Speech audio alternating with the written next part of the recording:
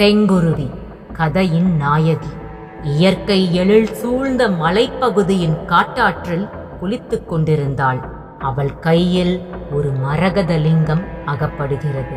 அதை மலைக்கோவிலில் வைத்து பூஜை செய்ய வேண்டும் என ஆசை கொள்கிறாள். ஆனால் அதற்குள் பல அமானுஷ்ய தடங்கல்கள். செங்குருவியின் ஆசை நிறைவேறியதா? வாங்க கதைக்குள்ள போகலாம். அத்தியாயம் 1. காட்டாறு சுழித்து கொண்டு ஓடியது. மேலே இருக்கிற லிங்கமலையில் உற்பத்தியாகி கீழே அதல பாதாளம் வரை பாய்கிற பேயாறு அது. நிஜமாகவே அதன் பெயர் பேயாறுதான். பேய்த்தனமாய் ஓடுகிற ஆறு. யார் கால் வைத்தாலும் இழுத்து கொண்டு போய்விடும். பேயாறில் மூழ்கியவர்கள் மீண்டெழுந்ததாய் சரித்திரமே இல்லை. நிறைய உயிர்களை காவு வாங்கிய ஆறு. பேயாற்றின் கரைகளில் அடர்த்தியாய் மண்டி கிடக்கும் புதர்ச்செடிகள், பெயர் தெரியாத செடி கொடிகள், மூலிகை வாசத்துடன் வீசுகிற குளுமையான மலைக்காற்று, அமானுஷ்ய சூழ்நிலையின் அமைதியை கலைக்கும் வண்ணம் காட்டு விலங்குகளின் உருமல்கள், அலறல்கள், இலவசமாய் இன்னிசை கச்சேரி நடத்துகிற பறவை இனங்கள். பேயாற்றில் ஒரே ஒரு இடத்தில் மட்டும் இறங்கி நீராடலாம். சின்ன சின்ன பாறை துண்டுகளும் சரளைக்கற்களும் அழுத்தமான பாறைகளும் சிதறி கிடக்கிற அந்த இடத்தில் ஆபத்து சற்று குறைவு. தண்ணீரின் வீச்சும் தடைப்பட்டு இருக்கும். செடியையோ கொடியையோ இறுக்கமாய் பற்றியபடி கரையேறிவிடலாம். அங்கேதான் துணிச்சலாய் இறங்கி குளித்துக் கொண்டிருந்தாள் செங்குருவி. 19 வயது பருவச்சிலை. அந்த மலையடிவார கிராமத்து இளம்பெண். மலையடிவாரத்தில் 50-60 வீடுகள் இருக்கும். பெரும்பாலும் குடிசை வீடுகள்தான். முதியோர்களும் உடம்பு முடியாதவர்களும் தான் அந்த வீடுகளில் தங்கியிருந்தார்கள். முக்கால்வாசி பேர் வேலைக்காகவும் படிப்பிற்காகவும் இடம்பெயர்ந்து நகரத்திற்கு போய்விட்டனர். 15 வயதிற்கு உட்பட்ட குழந்தைகளே இல்லை. 20 வயதை கடந்த இளைஞர்களும் இல்லை. இடத்தை காலி பண்ணி நகரத்தில் குடியேறிவிட்டனர். மருத்துவ வசதி சுத்தமாய் கிடையாது. காய்ச்சல் வந்தால் கூட மாத்திரை வாங்க முடியாது. குண்டும் குழியுமான சாலை, எப்போதாவது வந்து போகிற மினி பேருந்து. செங்குருவி 5ஆம் வகுப்பு வரை படித்திருக்கிறாள். ஓரளவிற்கு எழுத படிக்க தெரியும். செங்குருவியின் அப்பாவும் அம்மாவும் காட்டு யானையினால் தாக்கப்பட்டு 7 வருடங்களுக்கு முன்னால் உயிரை இழந்துவிட்டனர். அப்பாவை பெற்ற பேச்சிக்கிழவியின் பராமரிப்பில்தான் இப்போது வசித்து வருகிறாள். காட்டிற்குள் சென்று மூங்கிலரிசி சேகரிப்பது, மலைத்தேன் எடுப்பது, சுள்ளி பொறுக்குவதுதான் பேச்சிக்கிழவியின் வேலை. செங்குருவியும் பேச்சிக்கிழவியோடுதான் காட்டிற்குள் சுற்றித் திரிவாள். காட்டில் இருக்கிற அத்தனை இடங்களும் செங்குருவிக்கு அத்துப்படி. பேச்சிக்கிழவிக்கு முட்டிக்கால் வலி. 2 நாட்களாக காட்டிற்குள் செல்லவில்லை. கயிற்று கட்டிலேயே முடங்கிக் கிடந்தாள். சூடாய் மூங்கிலரிசி கஞ்சியை வைத்து பேச்சிக்கிழவிக்கு கொடுத்த கையோடு காட்டாருக்கு குளிக்க வந்துவிட்டாள் செங்குருவி. பேயாற்றில் குளித்து கும்மாளமிடுவதென்றால் செங்குருவிக்கு ரொம்பவே இஷ்டம். உச்சி வானத்தில் இருக்கிற சூரியன் மேற்கு பக்கம் மறைகிற வரைக்கும் கூட பேயாற்றிலேயே குதித்து கும்மாளமிட்டாலும் செங்குருவிக்கு சலிப்பு ஏற்படாது. கெண்டை மீனாய் நீந்துவாள். வாளை மீனாய் குதிப்பாள். நெத்திலி மீன் போல மூழ்கி மூழ்கி எழுவாள். பசியே எடுக்காது. பேயாற்று தண்ணீரை ஒரு வாய் குடித்தால் போதும், பசி மாயமாய் மறைந்துவிடும். அப்படி ஒரு மூலிகைச் சுவை. தேன் போல தித்திப்பு. திகட்டவே திகட்டாத ருசி. தண்ணீரில் நீந்தியபடியே வானத்தை அண்ணாந்து பார்த்தாள். உச்சி வானத்தில் சூரியன் தெரிந்தது. மேகத்தினுள் பாதி மறைந்த சூரியன். அச்சச்சோ, நாளி ஆயிடுச்சு. கிழவிக்கு விழிப்பு வந்துடுச்சுன்னா தேட ஆரம்பிச்சுடுமே. கரையை நோக்கி நீந்தினாள். ஈரம் சொட்ட சொட்ட கரை மீது ஏறினாள். குறுக்கு மாறாப்பு கட்டியிருந்த கிழிசலான பாவாடையோடு புதற்பகுதிக்குள் நுழைந்தாள். மாற்று துணிகளை அங்கேதான் வைத்திருந்தாள். பேச்சிக்கிழவியின் பழைய சேலை ஒன்றைத்தான் தலையை துவட்டுவதற்காக கொண்டு வந்திருந்தாள். தலைக்கேசத்தை துவட்டினாள். எதேச்சையாக கீழே குனிந்தவள் தன்னுடைய இடது காலில் அணிந்திருந்த கொலுசு காணாமல் போயிருப்பதை அறிந்து திக்கென அதிர்ந்தாள். வெள்ளி கொலுசு கூட இல்லை, சாதாரண செம்பு கொலுசு. கருப்பசாமி கோவில் திருவிழாவில் பேச்சிக்கிழவிதான் அதை ஆசை ஆசையாக வாங்கி தந்திருந்தாள். என்னமோ தங்கத்தினாலான கொலுசையே வாங்கித் தந்து விட்டதைப் போல பாவித்து கால்களில் அணிந்து மகிழ்ந்தாள். துள்ளித் துள்ளி நடக்கும் போது ஒலிக்கும் கொலுசின் சினுங்களை ரசித்து ரசித்து பரவசப்பட்டாள். இப்போது அந்த கொலுசில் ஒன்று காணாமல் போய்விட்டதை நினைத்து துடிதுடித்துப் போனாள். அச்சோ, கொலுசு தொலைஞ்சது தெரிஞ்சா பேச்சுக்கிழவி தொலைச்சு கட்டிடும். வாயில வந்ததையெல்லாம் ஏசும். ஓட ஓட துரத்தி அடிக்கும். கொலுசை தேடி எடுத்து காலை அணிஞ்சுக்கிட்டாதான் குடிசைக்கு போக முடியும். அழுகை வந்தது. காலிலிருந்து சுருண்டு விழுந்து கிடக்கிறதா என சுற்றும் முற்றும் பார்த்தாள். காணவில்லை. செடி கொடிகளை துளாவி பாறைகள் மீதும் ஆராய்ந்தாள். எங்கும் காணவில்லை. எங்க விழுந்திருக்கும் யோசித்து பார்த்தாள். தண்ணியில இறங்கும்போது இருந்தது. பாதத்துல மஞ்சள் தேய்ச்ச போது கூட கால்ல இருந்ததே. அப்படின்னா ஆத்து தண்ணியில தான் கலண்டு விழுந்திருக்குது. கருப்புசாமி, என் கொலுசு எனக்கு கிடைச்சிடணும். மனமுருக வேண்டியபடி ஆற்றுக்குள் இறங்கினாள். கலங்கிய விழிகளுடன் தண்ணீருக்குள் மூழ்கி தரைப்பகுதியை தொட்டு விரல்களால் துளாவினாள். செங்குருவி மீது இறக்கப்பட்டோ என்னமோ தண்ணீரின் வீச்சு சற்று குறைந்தே இருந்தது. அவளுடைய தேடலுக்கும் ஏதுவாய் இருந்தது. மூச்சு திணறியது. விசுக்கென மேலே எழுந்தாள். சுவாசித்தலை சரிப்படுத்திக் கொண்டு திரும்பவும் தண்ணீருக்குள் மூழ்கினாள். ஆற்றின் தரைப்பகுதி கரடு முரடாய் இருந்தது. சரளைக்கற்களும் பாறை துண்டுகளுமாய் நிரம்பி கிடந்தது. கொலுசு மிதக்கிற பொருள் கிடையாது. இங்கதான் இருக்கும். நிச்சயம் எனக்கு கிடைக்கும். கொலுசை தேடி எடுக்காம கரையேறக்கூடாது. வைராகியம் மிளிர பரபரவென கைவிரல்களை அலைய விட்டாள். விரல்களில் வித்தியாசமாய் ஏதோ ஒன்று தட்டுப்பட்டது. நல்ல வழவழப்பான ஒரு பொருள். விரல்களால் தடவி தடவி அந்த பொருள் என்னவாய் இருக்குமென மனதால் உணர முயன்றாள். வழவழப்பான பாரத்துண்டாய் இருக்குமோ? இல்லையே. பொருளின் வடிவம் வேறு விதமாய் மனதிற்குள் படவே தொலைந்து போன தன் கொலுசை மறந்தாள். அந்த வழவழப்பான பொருளை இரு கைகளாலும் தொட்டு தூக்கிக் கொண்டு தண்ணீருக்கு மேலே குபீரென்று எழுந்தாள். அவசர அவசரமாய் கைகளில் இருந்த பொருளை பார்த்தாள். திக்கென அதிர்ந்தாள். அந்த பொருள். அத்தியாயம் 2. சீரான வேகத்தில் பைக்கை செலுத்திக் கொண்டிருந்தான் ஆதவன். அவனுடைய இடுப்பை இறுக்கமாய் கட்டிக்கொண்டு பின்னிருக்கையில் அமர்ந்திருந்தாள் வதனா. இருபுறமும் அடர்ந்த மரங்கள். நடுவில் அந்த அகலம் குறைவான பாதை நீண்டு கொண்டே போனது. மரக்கிளைகளில் மந்திகள் தம் தம் குட்டிகளுடன் அங்கும் இங்கும் தாவிக் கொண்டிருந்தன. காட்டு அணில்கள் குதித்து கும்மாளமிட்டன. பைக்கின் இரைச்சலை கேட்டதும் பறவைகள் வினோதமான ஒலியை எழுப்பின. வீசிய காற்றில் அத்தனை குளுமை, கூடவே மூலிகை வாசனை வேறு. ஆதவ். ஆதவனின் காதோரம் கிசுகிசுத்தாள் வதனா. ஆதவ், இன்னும் எவ்வளவு தூரம் போகணும்? தெரியலையே. தெரியாதா? தெரியாத இடத்துக்கா என்ன கூட்டிட்டு போறீங்க? நல்லா தெரிஞ்ச இடம்தான் வதனா. பழகின பாதைதான். ஆனா இந்த 5-6 வருஷத்துல பாதையெல்லாம் மாறி போயிருக்கு. அதான் குழப்பம். அநேகமா போற பாதை சரியான பாதை தான். இன்னும் 20-30 நிமிஷத்துல அந்த இடத்துக்கு போயிடலாம் தான் நினைக்கிறேன்.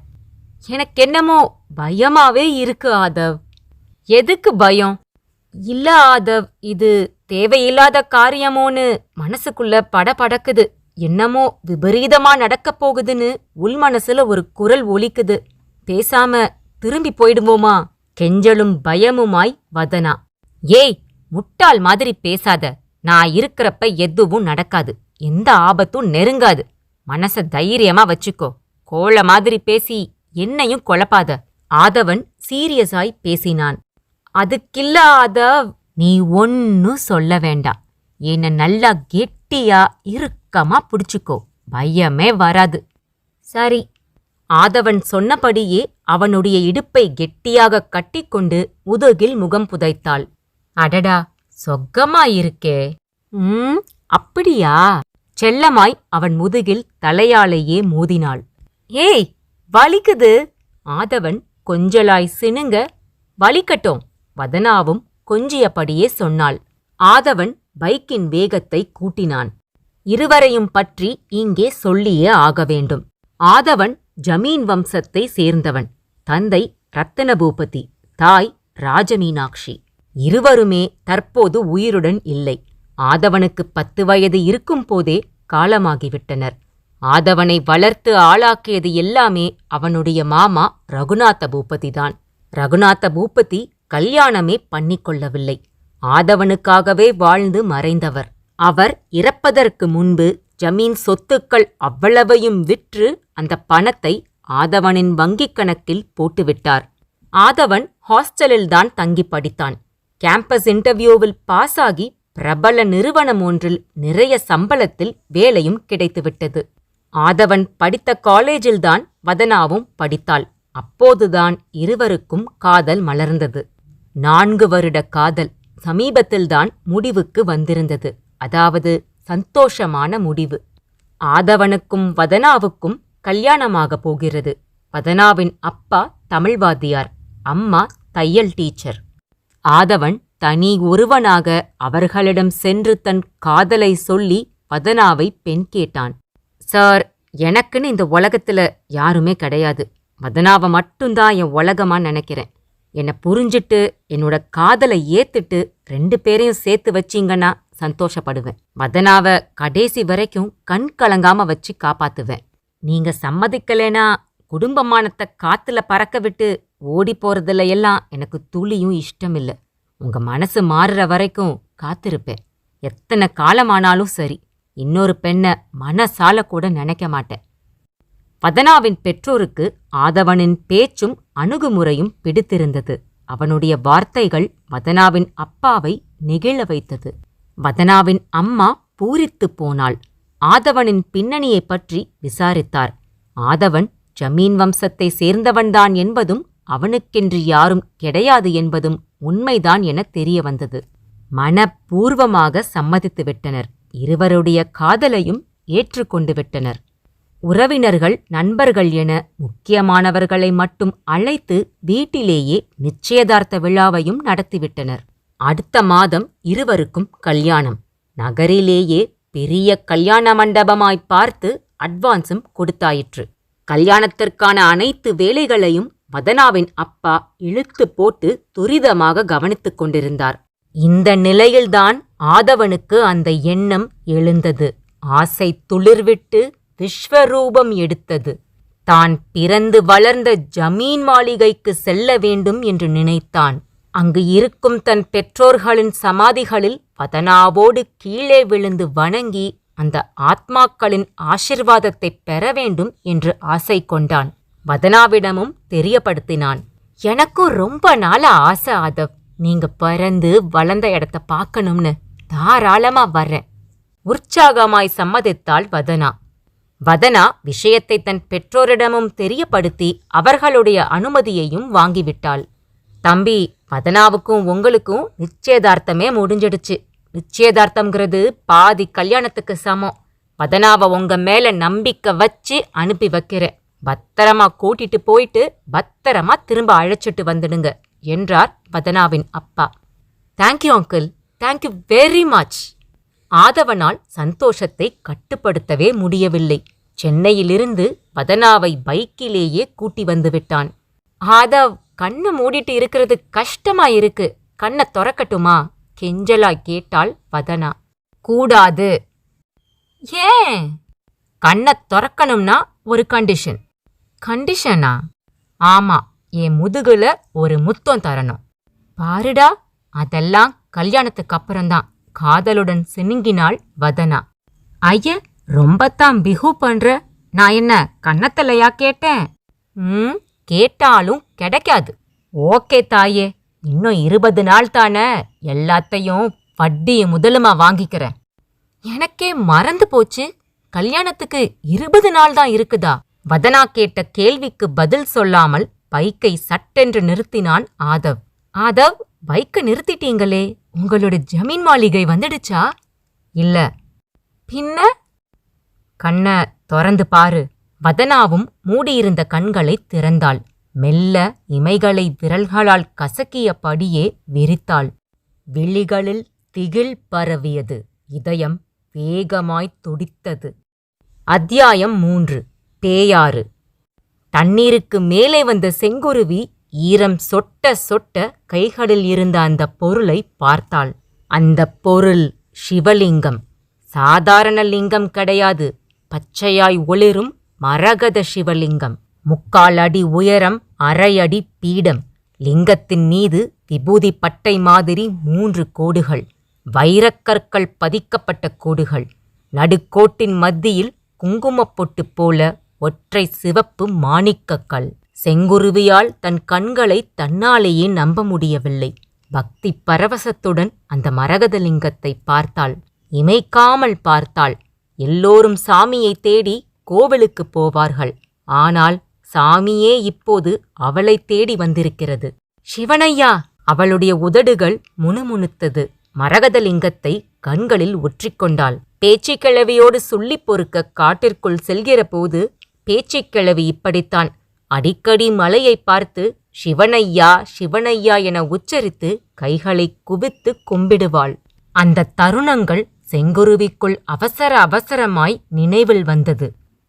கிழவி, மலைய பார்த்து கும்பிடுறியே, மலையில என்ன சாமியா இருக்கு?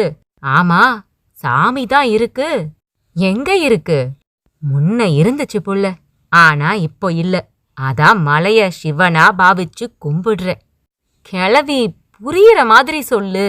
100-150 வருஷத்துக்கு முந்தி இந்த மலையில ஒரு கோவில் இருந்துச்சான். எங்க அப்பன் பாட்டன் எல்லாரும் கதை கதையா சொல்வாக.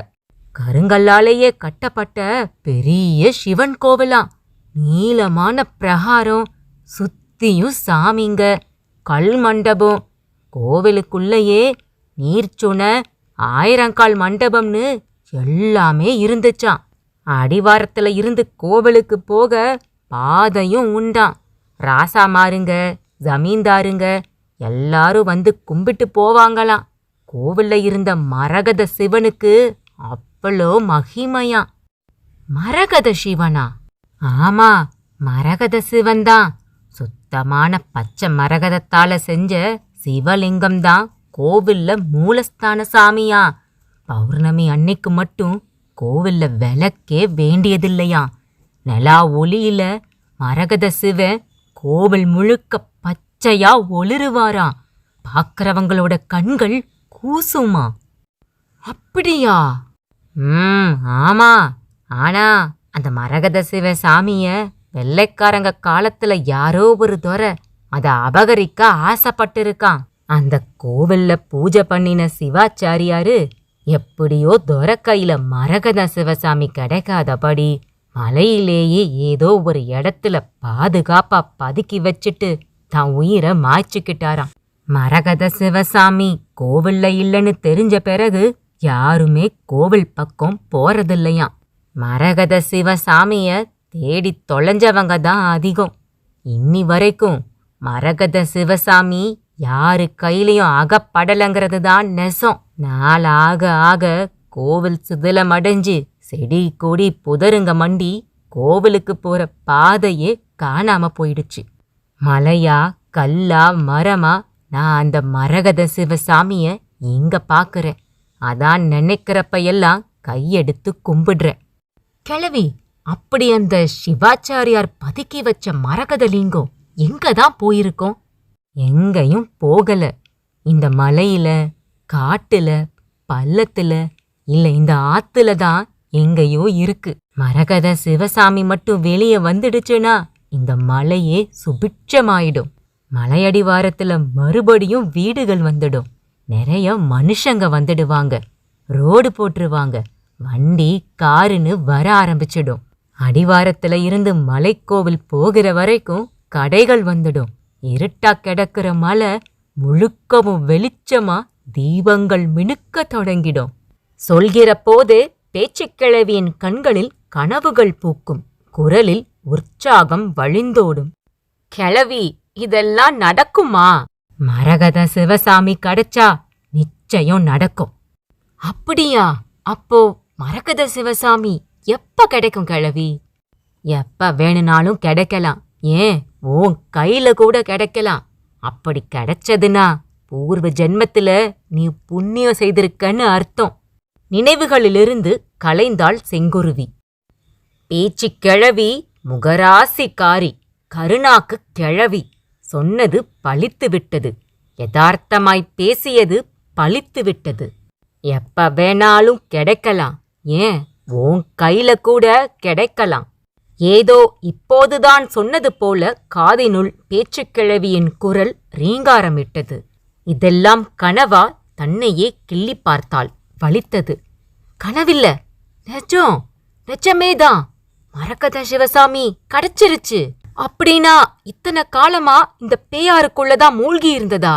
என் கால்ல இருந்து கொலுசு கிடைக்கல, பதிலுக்கு விலை மதிக்க முடியாத பொக்கிஷம் கிடைச்சிருக்கு. இனி இந்த மலையே சுபிக்ஷம் அடைய போகுது. பேச்சுக்கிழவி சொன்னது மாதிரி மலையடி வாரத்துல மறுபடியும் வீடுகள் வரப்போகுது. மனிதர்கள் கும்பல் கும்பலா வாழ போறாங்க. ரோடு போட்டுருவாங்க. வண்டி, காரு, பஸ்ஸு எல்லா வாகனங்களும் வர ஆரம்பிச்சிடும். மலையடிவாரத்திலிருந்து கோவில் வர பாதை போட்டு கடைகள் வந்துரும். இந்த மலையே வெளிச்ச மழையில பிரகாசிக்க போகுது. ஆஹா ஆஹா! செங்குருவியின் மனம் உற்சாகத்தில் திருவிழா ராட்டினமாய் மாறியிருந்தது. மரகதலிங்கத்தை கைகளில் ஏந்தியபடி கரைக்கு வந்தாள். அதை ஒரு பாறை மீது வைத்தாள். பக்கத்திலிருந்த செவ்வரளிச் செடியிலிருந்து அரளிப்பூக்களைப் பறித்து மரகதலிங்கத்தின் மீது தூவினாள். சிவனையா, இந்த மண்ணை வாழ வைங்க, இந்த மலைய வெளிச்சமாக்குங்க. கைகளை குவித்து மனமுருக வேண்டினாள். பிறகு புதர்மறைவில் சென்று ஈர உடைகளைக் களைந்து வேறு உடைகளை கட்டிக்கொண்டாள். பச்சை வண்ணத்தில் பாவாடை சட்டை, அரக்கு வண்ணத்தில் தாவணி. ஈரக்கூந்தலை துவட்டி இரு தோள்களிலும் வழிய விட்டு கொண்டாள். ஈரத் துணிகளை பிழிந்து கழுத்தை சுற்றி போட்டுக்கொண்டாள். புதரை விட்டு வெளியே வந்தாள். பாறை மீது வைத்திருந்த மரகதலிங்கத்தை கையில் எடுத்தாள். குடிசைக்கு கொண்டு போய் பேச்சு கிழவிக்கிட்ட காட்டணும். சந்தோஷப்படுவா. குதி குதின்னு குதிப்பா. முட்டிக்கால் வலியெல்லாம் கூட இருந்த இடம் தெரியாம போயிடும். பேச்சு கிழவிக்கு 10 வயசு குறைஞ்சாலும் ஆச்சரியப்படுறதுக்கில்ல. கிழவிக்கிட்ட மரகத சிவசாமிய காட்டிட்டு கிழவியும் கூட்டிட்டு மலையடிவார நாட்டாமக்காரர்கிட்ட போய் விஷயத்த சொல்லணும். நாட்டாம நல்ல மனுஷன், மத்த வேலைகளை அவரே பாத்துக்குவாரு. மரகதலிங்கத்தை கையில் ஏந்தியபடி தனக்குத்தானே பேசிக்கொண்டு நடந்தாள். 4 அடிதான் நடந்திருப்பாள். சட்டென்று திகைத்து போய் நின்றாள். நேர் எதிரே அவளையே வெறுத்து பார்த்தபடி வந்து கொண்டிருந்தார்கள். அவர்கள் மொத்தம் 2 பேர். இருவருமே மிக மிக மோசமானவர்கள். ஏய், அப்படியே நில்லு என்றார்கள். கண்களில் கோபம் தகதகத்தது. செங்குருவி அதிர்ந்து போய் பார்த்தாள். உடம்பில் ஒருவித நடுக்கம் பரவியது. அத்தியாயம் 4. ஆதவனின் இடுப்பை கட்டிக்கொண்டு பைக்கின் பின்னிருக்கையில் அமர்ந்திருந்த வதனா சட்டென தன் கண்களை திறந்தாள். இதயம் வேகமாய் துடித்தது. விழிகளில் திகில் படர்ந்தது. காரணம், பாதையில் குறுக்கே நின்று கொண்டிருந்த இளைஞன். அவனுடைய கையில் ஒரு கத்தி. 30 வயதுதான் இருக்கும். கிழிசலான பேண்ட் ஷர்ட். முகம் தாடிக்குள் ஒளிந்திருந்தது. தலைக்கேசம் வாரப்படாமல் நெற்றியில் விழுந்து கிடந்தது. ஒரு கையை இடுப்பில் ஊன்றியபடி இன்னொரு கையை உயர்த்தி எச்சரிப்பது மாதிரி பேசினான். அந்த கையில்தான் கத்தியும் இருந்தது. துருப்பிடித்த கத்தி. போயிடுங்க, மரியாதையா இங்க இருந்து போயிடுங்க, காட்டுக்குள்ள போகக்கூடாது என்றான். குரலில் வன்மம். வதனா குழப்பத்தோடு பைக்கிலிருந்து கீழே இறங்கினாள். ஆதவனும் பைக்கை அதே இடத்தில் ஸ்டாண்ட் போட்டு நிறுத்தினான். ஏய், யாரு நீ? நானா? நான் உங்க அப்ப. போடா, முதல்ல இந்த இடத்துல இருந்து திரும்பி போடா என்று வெறிப்பிடித்தவன் மாதிரி கத்தினான் அவன். திரும்பி போக முடியாது. என்ன பண்ணுவ? ஆதவன் சற்று முறைப்பாய் சொன்னான். காது மடல்களும் மூக்கு நுனியும் சிவந்து போனது. திரும்பி போகலேனா உங்களை விடமாட்டேன், விடவே மாட்டேன். வதனா வெளிறிப்போய் ஆதவனின் முதுகுக்கு பின்னால் பதுங்கினாள். எதற்கும் தயாராகத்தான் இருந்தான் ஆதவன். முஷ்டியை மடக்கியபடி முன்னால் ஒரு அடி எடுத்து வைத்தான். மிரட்டுவது மாதிரி பேசிய அந்த இளைஞன் தன் கையிலிருந்த கத்தியினால் தன் தேகத்தை கீறிக்கொண்டான். இரத்தம் கோடு கோடாய் பீரிட்டு வழிந்தது. கலகலவென சிரித்தான். திடீரென்று அழுதான். ஆதவ், எனக்கு பயமாயிருக்கு. ஒண்ணுமில்ல, தைரியமாயிரு. இவன் மனநலம் பாதிக்கப்பட்டவனா இருப்பான்னு நினைக்கிறேன். இவனை பெத்தவங்களால குணப்படுத்தவும் முடியல, கொல்லவும் மனசு வரல போலிருக்கு. அதனாலத்தான் யாருமில்லாத இந்த காட்டுப்பகுதியில விட்டுட்டாங்க போல. ஆதவனாக யூகம் பண்ணி கொண்டு பேசினான். அச்சோ பாவம், முதல்ல அவனோட கையில வச்சிருக்கிற கத்திய பிடுங்குங்க. வதனா உச் கொட்டினாள். ஆதவன் அந்த இளைஞனை நோக்கி அடிமேல் அடி வைத்து நடந்தான். சீ போடா, மிட்டாய பிடுங்கலாம்னு பாக்குறியா? தரமாட்டேன். உதடுகளை பிரித்து பற்களை காட்டி பழித்தபடியே பக்கவாட்டில் இருந்த புதருக்குள் ஓடினான். ஏய் நில்லு, நில்லு, கத்திய கீழே போடு! ஆதவனும் அவனை விடாமல் துரத்தினான். 5 நிமிட ஓட்டம். பிடிக்க முடியவில்லை. செடிக்கொடிகளுக்கு மத்தியில் வெகு தொலைவு வந்திருந்தான். வெள்ளிலிருந்து எய்யப்பட்ட கூர்மையான அம்பு மாதிரி கண்மண் தெரியாமல் சீறிக்கொண்டு ஓடி மறைந்தான். ஆதவனுக்கு மூச்சு வாங்கியது. இந்த ஓட்டம் ஓடுறானே, நிஜமாவே பைத்தியந்தானா? ஆதவனுக்கு ஒரே குழப்பமாக இருந்தது. திசைகளைக் கண்டுபிடிக்க முடியாதபடி 4 பக்கமும் ஒரே மாதிரியான புதர் செடிகள். யாரு இவன்? இவனை எதுக்கு நான் காப்பாத்தணும்? எக்கேடோ கெட்டு ஒழியட்டும். அங்க வதனா மட்டும் தனியா நிக்கிறாளே, முதல்ல இங்கிருந்து போகணும். தன்னுடைய பைக்கும் வதனாவும் இருக்கிற இடத்திற்கு திரும்பிப் போக நினைத்த தருணம் வதனாவின் அலறல் சப்தம் கேட்டது. அத்தியாயம் 5. ஏய், அப்படியே நில்லு! அந்த இருவரும் அதட்டலாய் சொல்ல நடுங்கிப் போனாள் செங்குருவி. இருவரையும் ஏற இறங்கப் பார்த்தாள். ஒருவன் மொட்டைத் தலையனாகத் தெரிந்தான். மீசையையும் மலித்திருந்தான். சிவப்பேறிய கண்கள். மற்றவன் தாடி மீசையில் இருந்தான். இடுங்கிய கண்களில் அதீத கூர்மை. இருவரும் ஜீன்ஸ் பேண்ட் டீ-ஷர்ட்டில் இருந்தார்கள். திடகாத்திரமான தேகம். எதற்கும் துணிந்தவர்கள் என்பதை தோற்றமே சொல்லியது. நீங்கள்லாம் யாரு? செங்குருவி குளறலாய் கேட்டாள். உன்னோட மச்சானுங்க, திமிராய் சொன்னார்கள். முகத்தில் ஏளனச் சிரிப்பு. செங்குருவிக்கு வியர்த்தது. உங்களுக்கு என்ன வேணும்? நீ கையில வச்சிருக்கியே அந்த பச்சை சூரியன்தான் வேணும் என்றான் மொட்டைத்தலையன். பச்சை சூரியனா? நீ தப்பா சொல்ற. இது மரகத சிவசாமி, மலையில இருக்கிற கோவிலுக்கு சொந்தமான சாமி. இவ்ளோ வருஷம் கழிச்சு இப்பதான் என் கையில கிடைச்சிருக்கு. இந்த மலையையே வெளிச்சமாக்க போற சாமி. வழிய விடுங்க, நான் போகணும் என்றாள் சற்றே தைரியம் வந்தவளாய். புள்ள, நீ வச்சிருக்கிற மரகத சிவசாமியத்தான் நாங்க பச்சை சூரியன்னு சொல்றோம். அது எங்களுக்கு சொந்தமானது. மரியாதையா எங்ககிட்ட ஒப்படைச்சிட்டு போய்கிட்டே இரு. அதுதான் உனக்கு நல்லது. தாடிக்காரன் செங்குருவியை எச்சரித்தான். மொட்டைத்தலையனின் பெயர் மிக்கி, தாடிக்காரனின் பெயர் சஞ்சித். இருவரும் காவல்துறையினரால் தேடப்படுகிற குற்றவாளிகள். அவர்கள் மீது ஏகப்பட்ட வழக்குகள் நிலுவையில் உள்ளன. சீர்திருத்தப் பள்ளியிலிருந்து வெளியே ஓடி வந்து சின்ன வயசிலேயே தறிக்கெட்டுத் திரிந்தவர்கள். வழிப்பறி, நகைக்கடை, வங்கிகளில் கொள்ளையடித்தல், ஆள்கடத்தல் எல்லாமே அவர்களுக்கு அத்துப்படி. 3 மாதங்கள் வெளியே இருந்தால் 6 மாதங்கள் ஜெயிலில் இருப்பார்கள். தப்பான தொழில் மூலமாக சம்பாதித்த பணத்தை இஷ்டம் போல செலவு செய்வார்கள். குடும்பம் கிடையாது, உறவுகள் கிடையாது. எல்லா ஊர்களுமே சொந்த ஊர்தான். ஊருக்குத் தகுந்த மாதிரி, இடத்திற்குத் தகுந்த மாதிரி தோற்றத்தையும் பெயர்களையும் மாற்றிக்கொள்வார்கள். சமீப காலமாக பழமையும் பெருமையும் மிக்க புராதன சிறப்புடைய கோவில்களில் உள்ள சிலைகளை கொள்ளையடித்து வெளிநாட்டு ஏஜென்ட்டுகளிடம் நல்ல விலைக்கு விற்பதுதான் இருவருடைய தொழிலாக இருந்தது. 3 மாதங்களுக்கு முன்புதான் ஒரு திருட்டு வழக்கில் சிக்கி காவல்துறையினரின் தேடுதல் வேட்டைக்கு பயந்து இந்த மலையடிவாரக் காட்டில்தான் தலைமறைவாக தங்கியிருந்தனர். கொஞ்ச நாட்களுக்கு முன்பு அந்த பகுதியில் பற்றியெரிந்த காட்டுத்தீயின் கோரப் பசிக்கு அங்கு இருந்த செடி கொடிகள் எல்லாம் எரிந்து சாம்பலாகிவிட்டிருந்தன. அப்போது 2 பாறைகளின் இடுக்கிலிருந்து பச்சை வண்ண வெளிச்சம் கசிந்து கொண்டிருந்தது. இதே பகலாக இருந்தால் அந்த வெளிச்சம் வெளியே தெரிய வாய்ப்பு இல்லை. காட்டுத்தீ காரணமாக அங்கு மண்டிக் கிடந்த புதர்கள் அழியாமல் இருந்திருந்தாலும் வெளிச்சம் வெளியே கசிந்திருக்காது. அருகில் நெருங்கியதும் ஒரு சின்ன ஒளிக்கீற்றாய் தெரிந்தது. பச்சை வண்ண ஒளிக்கீற்று.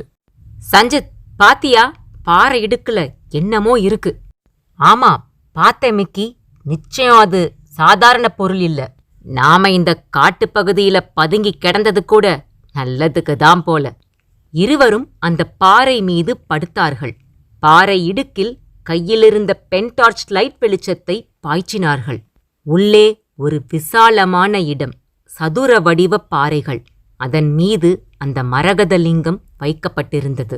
அதில் பதிக்கப்பட்டிருந்த வைரக் கற்களும் மாணிக்கக் கல்லும் மரகதமும் தான் நிலாவொளிப்பட்டு பச்சை வெளிச்சத்தை பிரதிபலித்துக் கொண்டிருந்தது. 150 வருடங்களுக்கு முன்பு வெள்ளைக்கார துரையின் கையில் அகப்படாமல் இருக்க மலைக்கோவில் சிவாலயத்தின் சிவாச்சாரியார் மறைத்து வைத்த மரகதலிங்கம்தான் அது. பாறைக்கு மேலே செடிக்கொடிகள் படர்ந்திருந்ததால் யார் கண்ணிலும் படவில்லை. காட்டுத்தீ காரணமாக செடிக்கொடிகள் எரிந்து சாம்பலாகிப் போனதால் மறைக்கப்பட்டிருந்த மரகதலிங்க ரகசியம் வெளியே கசிந்துவிட்டது. மிக்கி, சஞ்சித் இருவருடைய கண்களிலும் கோடி மின்னல்கள். சஞ்சித், நாம இனி சாதாரண நபர்கள் இல்ல, கோடீஸ்வரங்க. மிக்கி, என்ன சொல்ற? உள்ள இருக்கிறது மரகதலிங்கம் சஞ்சித், அதுவும் ராஜ மரகதலிங்கம். அதனாலத்தான் நிலாவொளியில பச்சையா மிளிருது. அப்படியா? ஆமா, மாணிக்கமும் வைரங்களும் பதிக்கப்பட்டிருக்கிறதால கூடுதல் மதிப்பு. ஓ! சஞ்சித்தின் கண்கள் அகலமானது. இத பத்திரமா பாதுகாப்பா கைமாத்தி விட்டுட்டா ஆயுள் முழுக்க நாம கவலை இல்லாம வாழலாம். ஓடாம ஒளியாம லைஃப்ல செட்டில் ஆயிடலாம். மிக்கி சொன்னதை சஞ்சித் ஏற்றுக்கொண்டான். இருவருமாக சேர்ந்து 2 பாறைகளில் ஒரு முரட்டு பாறையை வெகு சிரமப்பட்டு புரட்டினார்கள். உள்ளே போவதற்கு வழி கிடைத்துவிட்டது.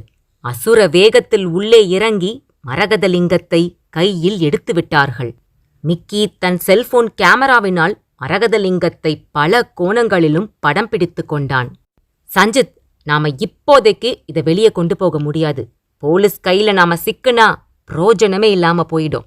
அதனால இத மறுபடியும் இந்த மலைப்பகுதியிலே மறைச்சு வச்சிடுவோம். நாமளாவே வழிய போய் போலீஸ்கிட்ட சரணடைஞ்சிடுவோம். சாதாரண தண்டனைத்தான் கொடுப்பாங்க.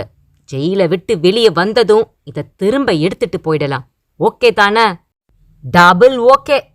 ஆனா பாறை இடுக்குல மறைச்சு வச்சா இதே மாதிரி நிலா வெளிச்சத்துல யாராவது கண்டுபிடிச்சிடுவாங்க. அதனால வேற ஒரு இடத்துல தான் இத மறைச்சு வைக்கணும். மரகதலிங்கத்தை கைகளில் ஏந்தியபடி இருவரும் அங்கிருந்து நகர்ந்தார்கள். வழியில் சலசலவென ஓடுகிற பேயாறு குறுக்கிட்டது. சஞ்சித், வழி கிடைச்சிடுச்சு. மரகதலிங்கத்தை மறைச்சு வைக்கிறதுக்கு பாதுகாப்பான இடம் கிடைச்சிடுச்சு.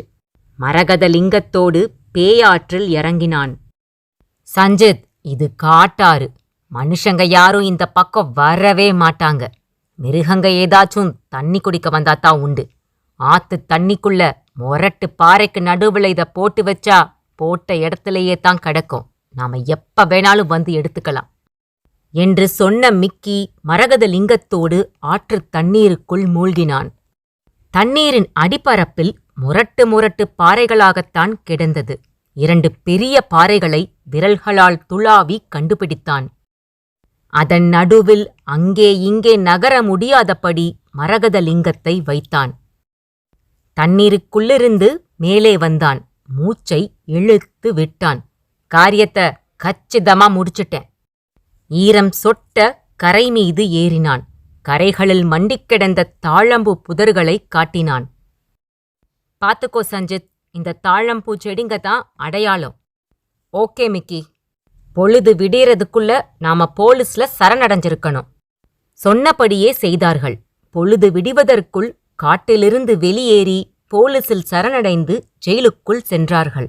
திருட்டு வழக்கு, 3 மாத தண்டனை. வெளியே வந்ததும் வெளிநாட்டு ஏஜென்ட்டிடம் மரகதலிங்கத்தின் படத்தை காட்டி விலை பேசினார்கள். மரகதலிங்கத்திற்கு பச்சை சூரியன் என ரகசிய பெயர் சூட்டி வெளிநாட்டு ஏஜென்ட்டிடம் அட்வான்ஸாக ஒரு தொகையையும் வாங்கிக் கொண்டார்கள்.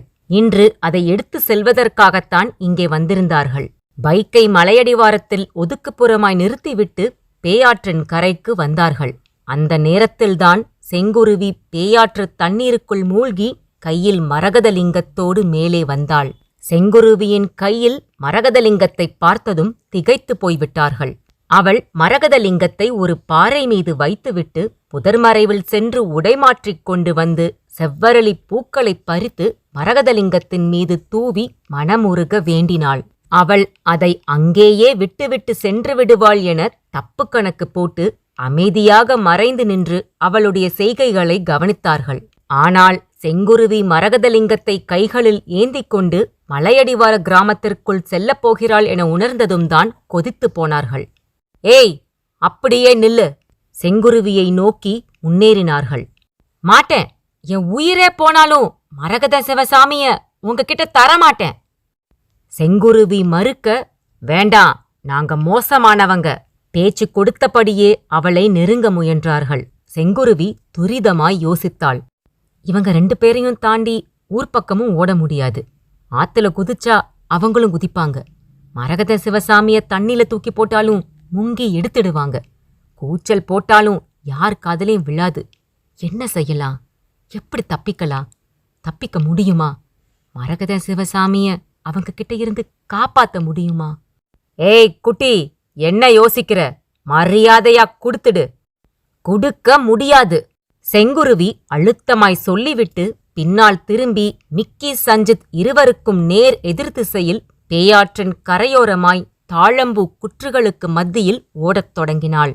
மிக்கி, குட்டி லேசப்பட்டவ கிடையாது. இவகிட்ட பேசிட்டு இருந்ததே வேஸ்ட். முதல்ல பிஸ்டலை வெளியில எடு. சஞ்சித் சொல்ல மிக்கி தன் ஜீன்ஸ் பேண்டின் இடுப்பு பகுதியில் சொருகி வைத்திருந்த பிஸ்டலை வெளியே எடுத்தான். மரகதலிங்கத்தை இறுக்கமாய் அணைத்தபடி 20 அடி தொலைவில் ஓடிக்கொண்டிருந்தாள் செங்குருவி. மிக்கி பிஸ்டலை உயர்த்தினான். அத்தியாயம் 6. ஆதவன் தன்னுடைய பைக்கும் வதனாவும் இருக்கிற இடத்திற்கே திரும்பி போக நினைத்த தருணம் வதனாவின் அலறல் சத்தம் கேட்டது. ஆதவனை பதற்றம் தொற்றிக்கொண்டது. ஐயோ, வதனா! வதனாக்கு என்ன ஆச்சு? அவளை தனியா நிக்க வச்சிட்டு இந்த பைத்தியக்காரனை துரத்திட்டு வந்தது தப்பா போச்சு. வதனாவுக்கு ஏதோ ஆபத்து. தடவென ஓடினான் ஆதவன். இதயம் வெடித்துவிடும் போல துடித்தது. பைக்கை நிறுத்தியிருந்த இடத்திற்கு வந்து சேர்ந்தான். வதனா அதே இடத்தில்தான் நின்று கொண்டிருந்தாள். ஆதவனை பார்த்ததும் ஓடி வந்து அவனுடைய தோளில் சாய்ந்து இறுக்கமாய் கட்டிக்கொண்டு விம்மினாள். வதனா, என்ன ஆச்சு? ஏன் கத்துன? நான் என்னமோ ஏதோ நினைச்சு துடிச்சு போயிட்டேன் தெரியுமா? இருந்த இடத்திலேயே உன்னை திரும்ப பார்த்ததும் தான் போன உயிர் திரும்பி வந்திருக்கு. படபடத்தான். ஆள் மனதிற்குள் புதைந்திருந்த காதலும் பாசமும் வார்த்தைகளாய் வெளிப்பட்டது. பயமாயிருக்கு ஆதவ். அப்பவே சொல்லிட்டேன், நான் இருக்கிறப்ப நீ எதுக்கும் பயப்படாதன்னு. நீங்க என் பக்கத்துல இல்லாம போயிட்டீங்க, அதான் பயமே. அந்த பைத்தியக்காரனை துரத்திட்டு நீங்க ஓடிட்டீங்க. நான் மட்டும் இங்க தனியா இருந்தேன். அப்போ வதனாவால் பேசவே முடியவில்லை. அப்போ என்ன நடந்துச்சு சொல்லு வதனா. தன் தோளில் சாய்ந்திருந்தவளை தொட்டு நிமிர்த்தி வதனாவின் கலவரம் படிந்த முகத்தை பார்த்தான். அதோ அந்த பாறை மேல ஒரு ஆள் நின்னுட்டு இருந்தான். பாக்குறதுக்கு பயங்கரமான மந்திரவாதி போல தெரிஞ்சான். நெத்தியில குங்கும போட்டு, கழுத்துல மண்ட ஓட்டு மாலை, காதுல குண்டலம், கையில எலும்பு துண்டுன்னு கோரமாயிருந்தான். என்னை பார்த்து இங்க வான்னு கூப்பிட்டான். நான் பயந்து அலறிட்டேன். என்னை நோக்கி அடி எடுத்து வச்சவன் நீங்க ஓடி வர்றத பார்த்ததும் பாறைக்கு அந்த பக்கம் இறங்கி மாயமா மறைஞ்சிட்டான். வதனா திக்கி திணறி சொல்லி முடித்தாள். சரி வா, அந்த பாறை கிட்ட போய் பார்க்கலாம். வேண்டாம் ஆதவ், வதனா அவசரமாய் மறுத்தாள். அவன் மட்டும் அந்த பாறைக்கு பின்னால பதுங்கி இருந்தான்னா எதுக்காக வதனாவை கூப்பிட்டுன்னு கேட்க போறேன். 4 அறை விட்டு ஓட ஓட துரத்தி அடிக்க போறேன். ஆதவன் வீரமாய் பேசினான். அந்த ஆள் மந்திரவாதி. ஏதாவது செஞ்சுட்டான்னா? மனுஷ சக்திக்கு முந்தி மாய மந்திரமெல்லாம் கண்கட்டி வித்த வதனா தூசு மாதிரி. அவனால நம்ம எதுவும் செய்ய முடியாது. ஒன்னு யோசிச்சியா? அவன்கிட்ட நிஜமாவே சக்தி இருந்திருந்தா முன் வச்ச கால பின் வச்சிருப்பானா? எதிர்த்து நின்னுருப்பானே. எதுக்கு பயந்து ஓடணும்? அத்தானே. இப்ப புரிஞ்சதா? அவன் தோற்றத்தால பயங்கரமானவனா தெரிஞ்சாலும் அவன்கிட்ட எந்த சக்தியும் இல்ல. வா, அந்த பாறை கிட்ட போய் பார்க்கலாம். வதனாவின் கையை கெட்டியாக பற்றினான்.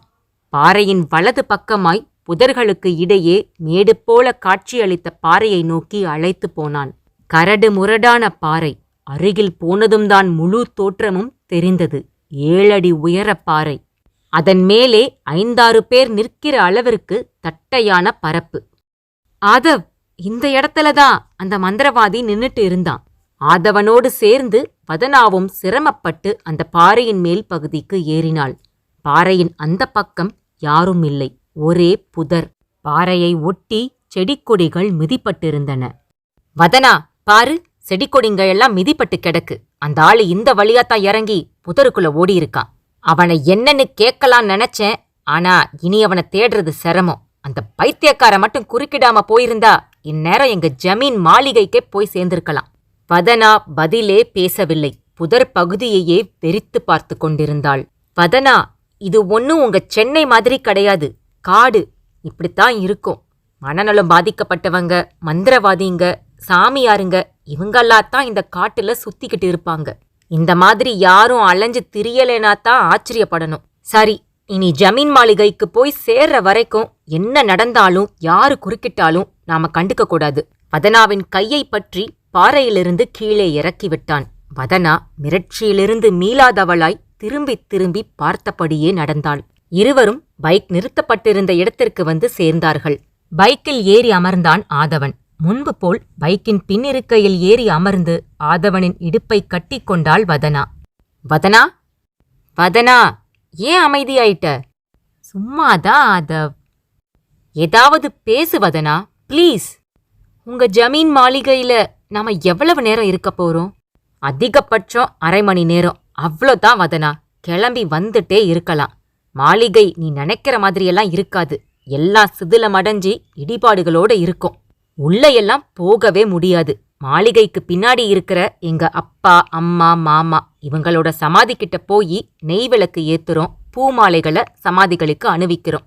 அப்புறம் தேங்காய் உடைச்சி சூடமேத்தி சமாதிகளை 3 சுத்து சுத்தி வந்து கீழே விழுந்து வணங்குறோம். அவ்வளோதான். இத செஞ்சா மாளிகைய சுத்திக்கிட்டு இருக்கிற எங்க அப்பா, அம்மா, மாமாவோட ஆத்மாக்கள் நம்மள ஆசிர்வாதம் பண்றத நம்மால உணர முடியும். பிறகு ஒரு நிமிஷம் கூட நாம் அங்க இருக்க வேண்டியதே இல்ல. பேசியபடியே பைக்கை ஓட்டினான். அடர்ந்த மரங்களுக்கு இடையே பாதை ஓடியது. பாதையின் ஓரமாய் நிறைய பலாமரங்கள். மரக்கிளைகளில் குரங்குகள் கூட்டமாய் அமர்ந்திருந்தன. யாரும் பறிக்காமல் மரத்திலேயே பழுத்து வெடித்து சிதறிய பலாச்சுளைகளை குட்டிக் குரங்குகள் ருசி பார்த்து கொண்டிருந்தன. வதனா, ஜமீன் மாளிகையை நெருங்கிட்டோம்னு நினைக்கிறேன். எப்படி சொல்றீங்க? சின்ன வயசா இருக்கும் போது என் மாமாவோட சேர்ந்து இந்த இடத்துக்கு நிறைய தடவை வந்திருக்கேன் வதனா. இங்க 100கணக்கான பலாமரங்கள் இருக்கும். எல்லாமே நம்ம ஜமீனுக்கு சொந்தமானது. மரத்திலேயே பழுத்த பலாப்பழம்னா செம்ம டேஸ்டா இருக்கும். அந்த சுளைகளை எடுத்து மலைத்தேன்ல நினைச்சு சாப்பிட்டா 4 முழுக்க சாப்பிட்டுட்டே இருக்கலாம். ஆதவ், எனக்கும் அப்படி சாப்பிடணும்னு நாக்குல எச்சி ஊறுது. சொல்லிட்டீல, திரும்பி போறப்போ பைக்கை நிறுத்தி வேணுங்கிற அளவுக்கு பலாப்பழங்களை பறிச்சுட்டு தான் போறோம், சரியா? மலைத்தேன் அதுக்கு எங்க போறதா? யாராவது காட்டுவாசிங்க கண்ணுல பட்டா கேட்டு பாப்போம். எந்த நேரமும் அவங்க தோல்ல சுரை குடுக்கைய தொங்க விட்டு இருப்பாங்க. அதுக்குள்ள மலைத்தேன், விஷமுறிவு மூலிகைன்னு எல்லாமே வச்சிருப்பாங்க. கேட்டா குடுப்பாங்களா ஆதவ்? ஏய், நான் இந்த ஜமீனோட வாரிசுன்னு தெரிஞ்சா தலையில தூக்கி வச்சு கொண்டாடுவாங்க. பேசிக்கொண்டிருக்கும் போதே பைக்கின் வேகத்தை குறைத்தான். என்னாச்சு ஆதவ்? எங்க ஜமீன் மாளிகை வந்துடுச்சு. வந்துருச்சா? திரும்பின பக்கமெல்லாம் ஒரே மரமாத்தான் தெரியுது. மரக்கூட்டத்துக்கு நடுவுல தான் எங்க ஜமீன் மாளிகை இருக்கும். சிதிலம் அடைஞ்சு செடிக்கொடிங்க மண்டி கிடக்கிறதால தான் எல்லாமே பச்சையா தெரியுது. அதோ 4-5 நெட்லிங்க மரங்க வரிசையா நிக்குதுல, அந்த இடத்த பாரு. எங்களோட ஜமீன் மாளிகை உன்னோட கண்களுக்கு தெரியும். ஆதவன் சொன்ன திசையில் வரிசையாய் 5 நெட்லிங்க மரங்கள் இருந்தன. ரொம்ப வருஷத்து மரங்கள் என்பதை அவைகளின் உயரங்களே உணர்த்தியது. அட, ஆமா ஆதவ், உங்களோட ஜமீன் மாளிகை என் கண்ணுக்கு தெரியுது. எவ்ளோ பெருசு! வதனா உற்சாகமானாள். 3 மாடி மாளிகை வதனா. 3வது மாடியில எனக்கு நினைவு தெரிஞ்ச நாள்ல இருந்து பெரிய தோட்டமே இருந்துச்சு. இந்த மாளிகை இப்படி இடிஞ்சு போறதுக்கு அந்த செடிக்கொடியும் ஒரு காரணம். இப்போது பைக் ஜமீன் மாளிகை கட்டிடத்தின் முகப்பு பக்கத்தை நெருங்கியிருந்தது. பைக்கை நிறுத்தினான் ஆதவன். வதனாவும் கீழே குதித்தாள். வதனா, உன் காதுல வேற ஏதாச்சும் சத்தம் கேக்குதா? வேற சத்தம்னா? வதனாவின் புருவங்கள் உயர்ந்தது. மேல சத்தம், நாதஸ்வர ஓசை, இது மாதிரி. இருங்க சொல்றேன். வதனா தன் காதுகளை உன்னிப்பாக்கினாள். அந்த சப்தம் கேட்டது. மேல சப்தமும் நாதஸ்வர ஓசையும் மிக மிக துல்லியமாய் வதனாவின் காதில் கேட்டது. ஆதவ், நீங்க சொன்ன சத்தம் கேக்குது, வதனா திணறலாய் சொன்னாள். சத்தம் எங்கிருந்து வருதுன்னு உணர முடியுதா? சத்தம் உங்க ஜமீன் மாளிகையில இருந்தா வருது ஆதவ். சொல்கிற போதே வதனாவின் தேகம் நடுங்கியது. அத்தியாயம் 7. மிக்கி பிஸ்டலை உயர்த்தினான். 20 அடி தொலைவில் ஓடிக்கொண்டிருந்தாள் செங்குருவி. மரகதலிங்கத்தை இருக்க அணைத்தபடி ஓடிக்கொண்டிருந்த செங்குருவியின் கழுத்துப் பிடரியை தன் பிஸ்டலால் குறிப்பார்த்தான் மிக்கி. சீக்கிரம் மிக்கி, சீக்கிரம்! அந்த குட்டிய குருவி சுடுறாப்புல சுட்டு போடு. அப்பதான் பச்சை சூரியனை நாம கைப்பற்ற முடியும். இல்லாட்டி எல்லாத்துலயும் அவன் மண்ணாளி போட்டுடுவா. சஞ்சித் பரபரத்தான். 3 மாசமா காட்டாத்து தண்ணியிலேயே கடந்த பச்சை சூரியன் இன்னைக்குன்னு பார்த்தா அவ கையில் அகப்படணும். எல்லா நேரம் அவளோட ஆயுள் என்னால முடியணும்னு விதி போல. கேட்டதுமே கொடுத்திருந்தா தப்பிச்சிருப்பா. தேவையில்லாம உயிரை விட போறா. மிக்கி தன் கையிலிருந்த பிஸ்டலின் விசையில் விரல் வைத்து அழுத்தினான். சைலன்சர் பொருத்தப்பட்டிருந்த பிஸ்டல் என்பதால் தோட்டா ஓசையில்லாமல் பாய்ந்தது. ஓடிக்கொண்டிருந்த செங்குருவி சட்டென விலகி திடீரென்று காணாமல் போயிருந்தாள். தோட்டா ஒரு முள்செடி மீது பாய்ந்தது. ச, குறி தப்பிடுச்சே! மிக்கி எரிச்சலாய் அழுத்து கொண்டான். தேவையில்லாம ஒரு தோட்டாவை வீணடிச்சாச்சு என்றான் சஞ்சித். எங்கடா அந்த பொண்ணு? பாத சட்டுன்னு திரும்பிடுச்சு மிக்கி. அவ எங்கேயும் போயிருக்க மாட்டா. ஒரு பக்கம் காட்டாரு, இன்னொரு பக்கம் முள் புதருங்க. ரெண்டுமே ஆபத்தானதுன்னு அந்த குட்டிக்கு தெரியும். அவ பாதையை விட்டு விலகி போயிருக்க மாட்டா. பாதை எவ்ளோ தூரம் போகுதுன்னு தெரியலையே. ஓடுற வரைக்கும் ஓடட்டும். பிஸ்டலை உள்ளவை. நாம கொஞ்சம் வேகமா ஓடுனா அவளை பிடிச்சிடலாம். கோழி குஞ்சம் அமுக்கிற மாதிரி அமுக்கிடலாம். சஞ்சித்தின் வார்த்தைகளுக்கு கட்டுப்பட்டு பிஸ்டலை தன் ஜீன்ஸ் பேண்டின் இடுப்பு பகுதியில் சொருகிக் கொண்டான். கால்களுக்கு வேகம் கொடுத்தார்கள். பாதை நெடுகிலும் படர்ந்திருந்த முள்புதர் செடி கொடிகளை விலக்கியபடி பாதையில் ஓடினார்கள். பாதை திடீரென வளைந்திருந்தது. இந்த வளைவு தாண்டா குட்டிய நம்ம தோட்டாக்கிட்ட இருந்து காப்பாத்த இருக்கு. ஆள் நடமாட்டம் இல்லை, பராமரிப்பும் இல்லை. இஷ்டம் போல காட்டுச்செடிகள் பாதையை முற்றுகையிட்டிருந்தன. தடபுட தடபுட சத்தம் கேட்டு புதருக்குள் பதுங்கியிருந்த முயல்கள் சிதறி ஓடின. குருவி கூட்டம் குபீர் குபீரென சிறகடித்துப் பறந்தது. இயற்கையின் அழகு வஞ்சகம் இல்லாமல் அங்கே கொட்டிக் கிடந்தது. மிக்கி, குட்டிய பிடிச்சிட முடியுமா? பிடிச்சா தானடா நாம கோடீஸ்வரன் ஆக முடியும். அவகிட்ட இருந்து பச்சை சூரியனை பறிக்காம இந்த காட்டை விட்டு வெளியில போகக்கூடாது. கண்களுக்கு எட்டிய தொலைவு வரை செடிக்கொடி புதர்தான். செங்குருவியை காணவில்லை. பாதையை விட்டு கொஞ்சம் விலகினாலும் புதர்களின் ஈட்டியான முட்கள் உடம்பை கிழித்துவிடும் அபாயம். அதை அறிந்து கவனமாகவும் எச்சரிக்கையாகவும் ஓடினார்கள். இருவரும் ஆற்றங்கரையோர பாதையில் செங்குருவியை தேடிக்கொண்டு முன்னேறிக் கொண்டே போனார்கள். அதே பாதையில் 30 அடி தொலைவில் ஓடிக்கொண்டிருந்தாள் செங்குருவி. கால்கள் வலித்தது, தேகம் வியர்த்தது, இதயமோ குட்டி முயலாய் குதித்து துடித்தது. யார் இவங்க? விடாம துரத்திட்டு வராங்களே. இதுக்கு முன்னாடி இவங்களை நான் பார்த்ததே இல்லையே. அவங்க குறி இந்த மரகத சிவசாமி தான். இதை தேடித்தான் வந்திருப்பாங்க. ஒருவேளை இவங்க தான் இந்த சாமிய தண்ணிக்குள்ள ஒளிச்சு வச்சிருப்பாங்களோ? அவங்க எடுக்கிறதுக்குள்ள என் கையில சிக்கிருச்சோ? அப்படித்தான் இருக்கணும். ஆனா ஒன்னு மட்டும் நிச்சயம், 2 பேருமே தப்பானவங்க, ரொம்ப மோசமானவங்க, எதுக்கும் துணிஞ்சவங்க, நினைச்சதை சாதிக்க எதையும் செய்வாங்க. இவங்க கிட்ட சிக்குனா நானும் தொலைஞ்சேன், மரகத சிவசாமியும் அவ்வளோதான். மனதுக்குள் யோசித்தபடியே ஓடினாள். வியர்த்து கொட்டியது. பின்னால் திரும்பி பார்க்காமல் ஓடினாள். திரும்பி பார்க்க அச்சமாக இருந்தது. திரும்பி பார்க்கிற ஒரு வினாடியை கூட அவள் வீணடிக்க விரும்பவில்லை. இந்த பாதை எங்கே போய் முடியும் என அவளுக்கு தெரியும். தெரிந்தேதான் ஓடினாள். பாதையின் முடிவில் ஒரு அருவி வரும். பேயாற்றை உற்பத்தி செய்கிற அருவி. அந்த அருவி மற்ற அருவிகளைப் போல இரைச்சல் இடாமல் சலங்கைகளை உருட்டிவிட்டாற் போல இறையும். கலகலவென யாரோ ஒரு இளம்பெண் சிரிப்பதைப் போல கொட்டும். அதனாலேயே அதற்கு சலங்கை அருவி என பெயர் வந்திருந்தது. அருவி கொட்டுகிற பாறைகளின் அமைப்பு அப்படி. தண்ணீர் விழுந்து சிதறுகிற போது அதன் எதிரொலி சலங்கைகள் உருள்வதைப் போல கேட்கும். பாறையில் வழுக்கி அருவிக்குள் விழுந்தவர்கள் யாரும் பிழைத்தது கிடையாது. சலங்கை அருவிக்கரையோரம் மனித நடமாட்டமே இருக்காது. கொடிய விலங்குகள் நடமாடுகிற பகுதி அது. சலங்கை அருவிக்கரையை நெருங்கியிருந்தால் செங்குருவி. மலை இடுக்கிலிருந்து கொட்டிக் கொண்டிருந்தது அருவி. ஆயிரம் சலங்கைகளை உருட்டிவிட்டதைப் போன்ற சப்தம். புகையாய் தண்ணீர், நுப்பும் நுரையுமாய் தண்ணீர், பளிங்கு கற்களாக சிதறுகிற தண்ணீர், முழுக்க மூலிகைச்சாறு கலந்த தண்ணீர். சலங்கை அருவியை பயமும் பிரமிப்புமாய் பார்த்தாள் செங்குருவி. அதை பார்க்க வேண்டும் என அவளுக்கு வெகு நாளாக ஆசை. பேச்சுக்கிழவியோடு சொல்லிப் பொறுக்க வருகிற போது தூரத்திலிருந்து அருவியின் ஓசையை கேட்டிருக்கிறாள்.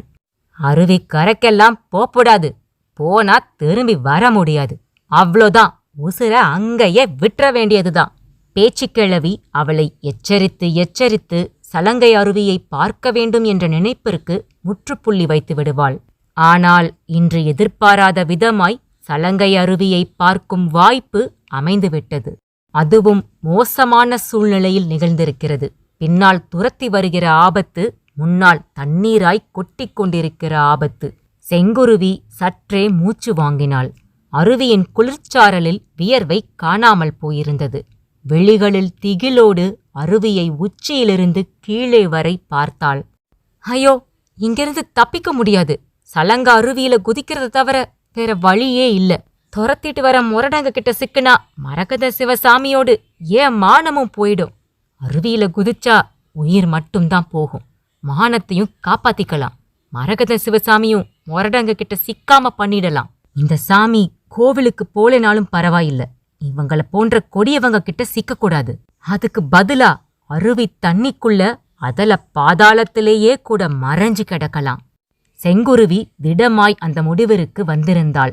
அதே வினாடி பின்னாலேயே விடாமல் துரத்தி வந்த மிக்கியும் சஞ்சித்தும் சலங்கை அருவிக்கரைக்கு வந்து சேர்ந்தார்கள். சஞ்சித், அதோ பாரு, நாம துரத்தி வந்த குட்டி அருவி கரையில தான் நிக்கிறா என்றான் மிக்கி. கையில பச்சை சூரியனை வச்சிருக்காதான? வச்சிருக்கா. அவளால இனி ஓட முடியாது. இனியும் ஓடுனா அருவியில விழ வேண்டியதுதான். சரி, மெதுவா பேசு, அவ காதல விழுந்துட போது. இருவரும் பாறை மீது படுத்தார்கள். செங்குருவியை நோக்கி ஊர்ந்தார்கள். அத்தியாயம் 8. மேல சப்தமும் நாதஸ்வர ஓசையும் மிக துல்லியமாய் பதனாவின் காதில் கேட்டது. சத்தம் உங்க ஜமீன் மாளிகைக்குள்ள இருந்துதான் வருது ஆதவ். சொல்கிற போதே பதனாவின் தேகம் நடுங்கியது. ஆட்கள் இல்லாத மாளிகை, சிதிலமடைந்த மாளிகை, அமானுஷ்யமான காட்டிற்குள் தன்னந்தனியே இருக்கும் மாளிகை. இதற்குள்ளிருந்து எப்படி இந்த சப்தம் கேட்கிறது? மேல சத்தமும் நாதஸ்வர ஓசையும் கல்யாண மண்டபத்தில் ஒலிப்பதைப் போலல்லவா ஒலிக்கிறது. இது ஆச்சரியமா அதிசயமா? அவள் காதுகளையே அவளால் நம்ப முடியவில்லை. உள்ள யாருங்க இருக்கா? யாருமே இல்ல. ஆதவனின் உதடுகளில் மெல்லிய புன்னகை இழையோடியது. ஆதவ், எனக்கு ரொம்ப குழப்பமா இருக்கு. தலையே சுத்துது. யாருமே இல்லாத இந்த மாளிகைக்குள்ள இருந்து எப்படி இந்த சத்தம் வருது? இது சத்தமில்ல வதனா, பின்ன ஆனந்த தாண்டவம். என்ன சொல்றீங்க ஆதவ்? எனக்கு மனைவியா இந்த ஜமீனுக்கு மருமகளா வரப்போற ஒன்ன என் முன்னோர்களோட ஆத்மாக்கள் ஏத்துக்கிடுச்சு. அவங்களோட சந்தோஷ வெளிப்பாடுதான் இந்த ஆனந்த தாண்டவம், இன்னிசை சத்தம். இதெல்லாம் உன் காதுல கேட்கலனா தான் நான் வருத்தப்படணும். உன்னை அவங்க ஏத்துக்கலன்னு நான் கவலைப்படணும். ஏன்னா என் முன்னோர்களோட ஆத்மாக்களுக்கு உன்னை பிடிக்காம போயிருந்தா இந்த மேல சத்தமும் நாதஸ்வர ஓசையும் உன் காதுக்கு கேட்டிருக்காது. ஆதவன் பேசிக்கொண்டே போனான். ஆதவ், இதையெல்லாம் எப்படி சாத்தியம்? இது கம்ப்யூட்டர் வேர்ல்ட். அயல் கிரகத்துல போய் குடியேறதுக்கான முயற்சியில மனிதர்கள் ஈடுபட்டுட்டு இருக்காங்க. நீங்க என்னடானா ஆத்மாக்கள் ஆனந்த தாண்டவம்னு என்னென்னமோ சொல்றீங்களே, இதையெல்லாம் என்னால ஜீரணிக்கவே முடியல. காட்டுக்குள்ள இருக்கிற ஜமீன் மாளிகைக்கு போக போறோம். முன்னோர்களோட சமாதிகள்ல விளக்கு ஏத்தி வச்சு விழுந்து கும்பிட்டுட்டு திரும்பி வந்துட போறோம் தானே சொன்னீங்க. இப்படி ஒரு விசித்திரமான சம்பவம் நடக்கும்னு சொல்லவே இல்லையே. வதனாவின் முகம் சுருங்கியது, புருவங்கள் உயர்ந்தது. வதனா, அயல் கிரகங்கள் இருக்குது, அங்க அயல் கிரகவாசிகள் வாழ்றாங்கன்னு நம்புறது எந்த அளவுக்கு உண்மையோ அதே அளவுக்கு ஆத்மாக்கள் இருக்கிறதும் உண்மைதான். என் முன்னோர்களோட ஆனந்த தாண்டவத்தை பத்தி உன்கிட்ட முன்கூட்டியே சொல்லியிருந்தா நீ என் கூட இங்க வந்திருக்கவே மாட்ட, தயங்கி இருப்ப. அதான் சொல்லல, சாரி வதனா. சிதிலமடைந்த ஜமீன் மாளிகைக்குள்ளிருந்து ஒலித்த மேல சப்தமும் நாதஸ்வர ஓசையும் இப்போது முற்றிலுமாக நின்று போயிருந்தது. ஆதவ், சத்தம் நின்னு போச்சு, ஏன் கேட்கல? ஆத்மாக்கள் தங்களோட ஆனந்த தாண்டவத்தை முடிச்சிடுச்சு வதனா. ஆதவ், வினோதமாயிருக்கு. வதனா, உனக்கு இன்னொரு ஆச்சரியத்தை காட்டவா? என்ன செய்ய போறீங்க? நான் ஒன்னும் செய்ய மாட்டேன். அதோ அந்த பூமரத்துக்கு கீழே போய் நில்லேன். வதனா அந்த பூமரத்தை வெளிகள் விரிய பார்த்தாள். சிதிலமடைந்த ஜமீன் மாளிகையை ஒட்டி நின்று கொண்டிருந்தது அந்த மரம். பருமனான அடிப்பகுதி அடர்த்தியாய் கிளை விரித்திருந்தது. கிளைகளில் இலைகளே தெரியாதபடி பூக்கள், மஞ்சள் வண்ணப் பூக்கள், ஊதா வண்ணப் பூக்கள், நீல வண்ணப் பூக்கள், ரோஸ், ஆரஞ்சு வண்ணப் பூக்கள் என எல்லா வண்ணங்களிலும் பூக்கள் அம்மரத்தில் குலுங்கிக் கொண்டிருந்தது. வாவ், இதுதான் அந்த இன்னொரு ஆச்சரியமா? வதனா சிலிர்த்தாள். இது இல்ல. பின்ன? கொஞ்சம் போயி அந்த மரத்துக்கு கீழே நில்லே, தெரிஞ்சுக்குவ. ஆதவனின் பேச்சுக்கு மறுப்பு தெரிவிக்காமல் விறுவிறுவென்று நடந்து அந்த பூமரத்திற்கு கீழே போய் நின்றாள். அடுத்த கணம் அந்த ஆச்சரியம் அரங்கேறியது. மரத்தில் குலுங்கிய அத்தனை பூக்களும் வதனாவின் மீது பொல பொலவென உதிரத் தொடங்கியது. பூமழை, வண்ணப் பூக்களின் மழை. போர்வையால் மூடியதைப் போல வதனாவின் தேகம் முழுவதும் பூக்களால் மூடிப்போக வதனா பூக்களை உதறிக்கொண்டு ஆதவனை நோக்கி ஓடி வந்தாள். ஆதவ், இதெல்லாம் எப்படி? என்னால நம்பவே முடியல. இதுவும் என் முன்னோர்களின் ஆத்மாக்களோட ஆனந்த தாண்டவம்தான் வதனா. ஆத்மாக்களுக்கு உன்னை ரொம்பவே பிடிச்சு போச்சு. உனக்காக எதையும் செய்ய தயாராயிருக்காங்க. You very lucky Vadhana. வதனாவின் கன்னத்தில் செல்லமாய் தட்டினான். வதனாவால் சிரிக்க முடியவில்லை. குழப்பமான மனநிலையில்தான் இருந்தாள். வதனா, இப்ப எங்க முன்னோர்களோட சமாதிக்கு போகலாமா? வதனாவின் கையை பற்றினான். போகலாம். ஒரு கட்டப்பையை பைக்கின் பக்கவாட்டு கம்பியில் கட்டி தொங்கவிட்டிருந்தார்கள். அதில்தான் பூமாலைகள், சூடம், சாம்பிராணி, தேங்காய்கள் போன்ற அத்தனை பொருள்களும் இருந்தது. மறக்காமல் பைக்கிலிருந்து அந்த பையை அவிழ்த்து எடுத்துக்கொண்டு ஆதவனோடு சேர்ந்து நடந்தாள் வதனா. சிதிலமடைந்து போயிருந்த ஜமீன் மாளிகை கோரமாய் காட்சியளித்தது. சுவர்கள் இடிந்து சிதறி மழையில் நனைந்து நனைந்து பாசி படர்ந்து காணப்பட்டது. சப்பாத்தி கள்ளி, எருக்கு, கற்றாழை குற்று குற்றாய் முளைத்திருந்தது. பிரண்டைக் கொடி, கருந்துளசி போன்றவை கும்பல் கும்பலாய் படர்ந்திருந்தன. ஜமீன் மாளிகையின் மேல் பகுதியிலிருந்து பறவைகளின் எச்சத்தில் முளைத்திருந்த ஆலம் அரச மரங்கள் செழித்து வளர்ந்து தனியாட்சி புரிந்து கொண்டிருந்தன.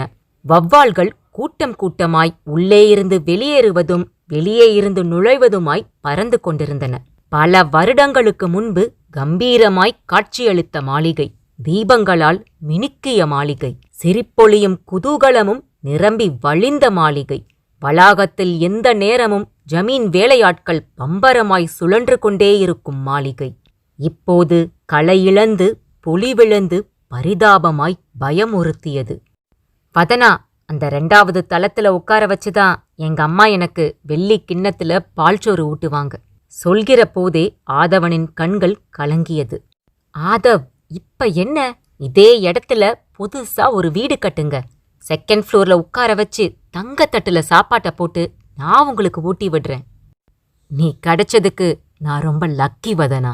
இருவரும் ஜமீன் மாளிகையின் பின்பக்கம் வந்திருந்தார்கள். பின்பக்கம் விசாலமான தோட்டம்.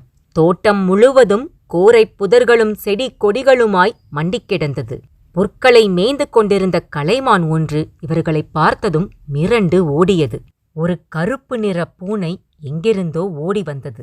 அங்கொன்றும் இங்கொன்றுமாய் நிறைய மாமரங்கள், இலுப்பை மரங்கள், புளிய மரங்கள், எல்லாமே 100 வருடங்களைத் தாண்டியவை என்பதை அடிப்பகுதியின் பருமனே சொல்லியது. அப்பையெல்லாம் இந்த இடத்துல ஒரு செடி புல்லு கூட இருக்காது வதனா. மணல் வெளியா கிடக்கும். நான் விளையாடுற கிரவுண்டே இதுதான். ஆதவன் பேசிக்கொண்டே நடந்தான். ஜமீன் மாளிகைக்கு பின்னால் 200 அடி தொலைவு நடந்து வந்திருப்பார்கள். மகிழம்பூ மரங்கள் கூட்டமாயிருந்தது. பூக்களின் வாசனை காற்றிலே கலந்திருந்தது. மயக்கும் வாசனை நாசிக்குள் ஊடுருவியது. சில்வண்டுகளின் ரீங்காரம் வேறு துல்லியமாய்க் கேட்டது.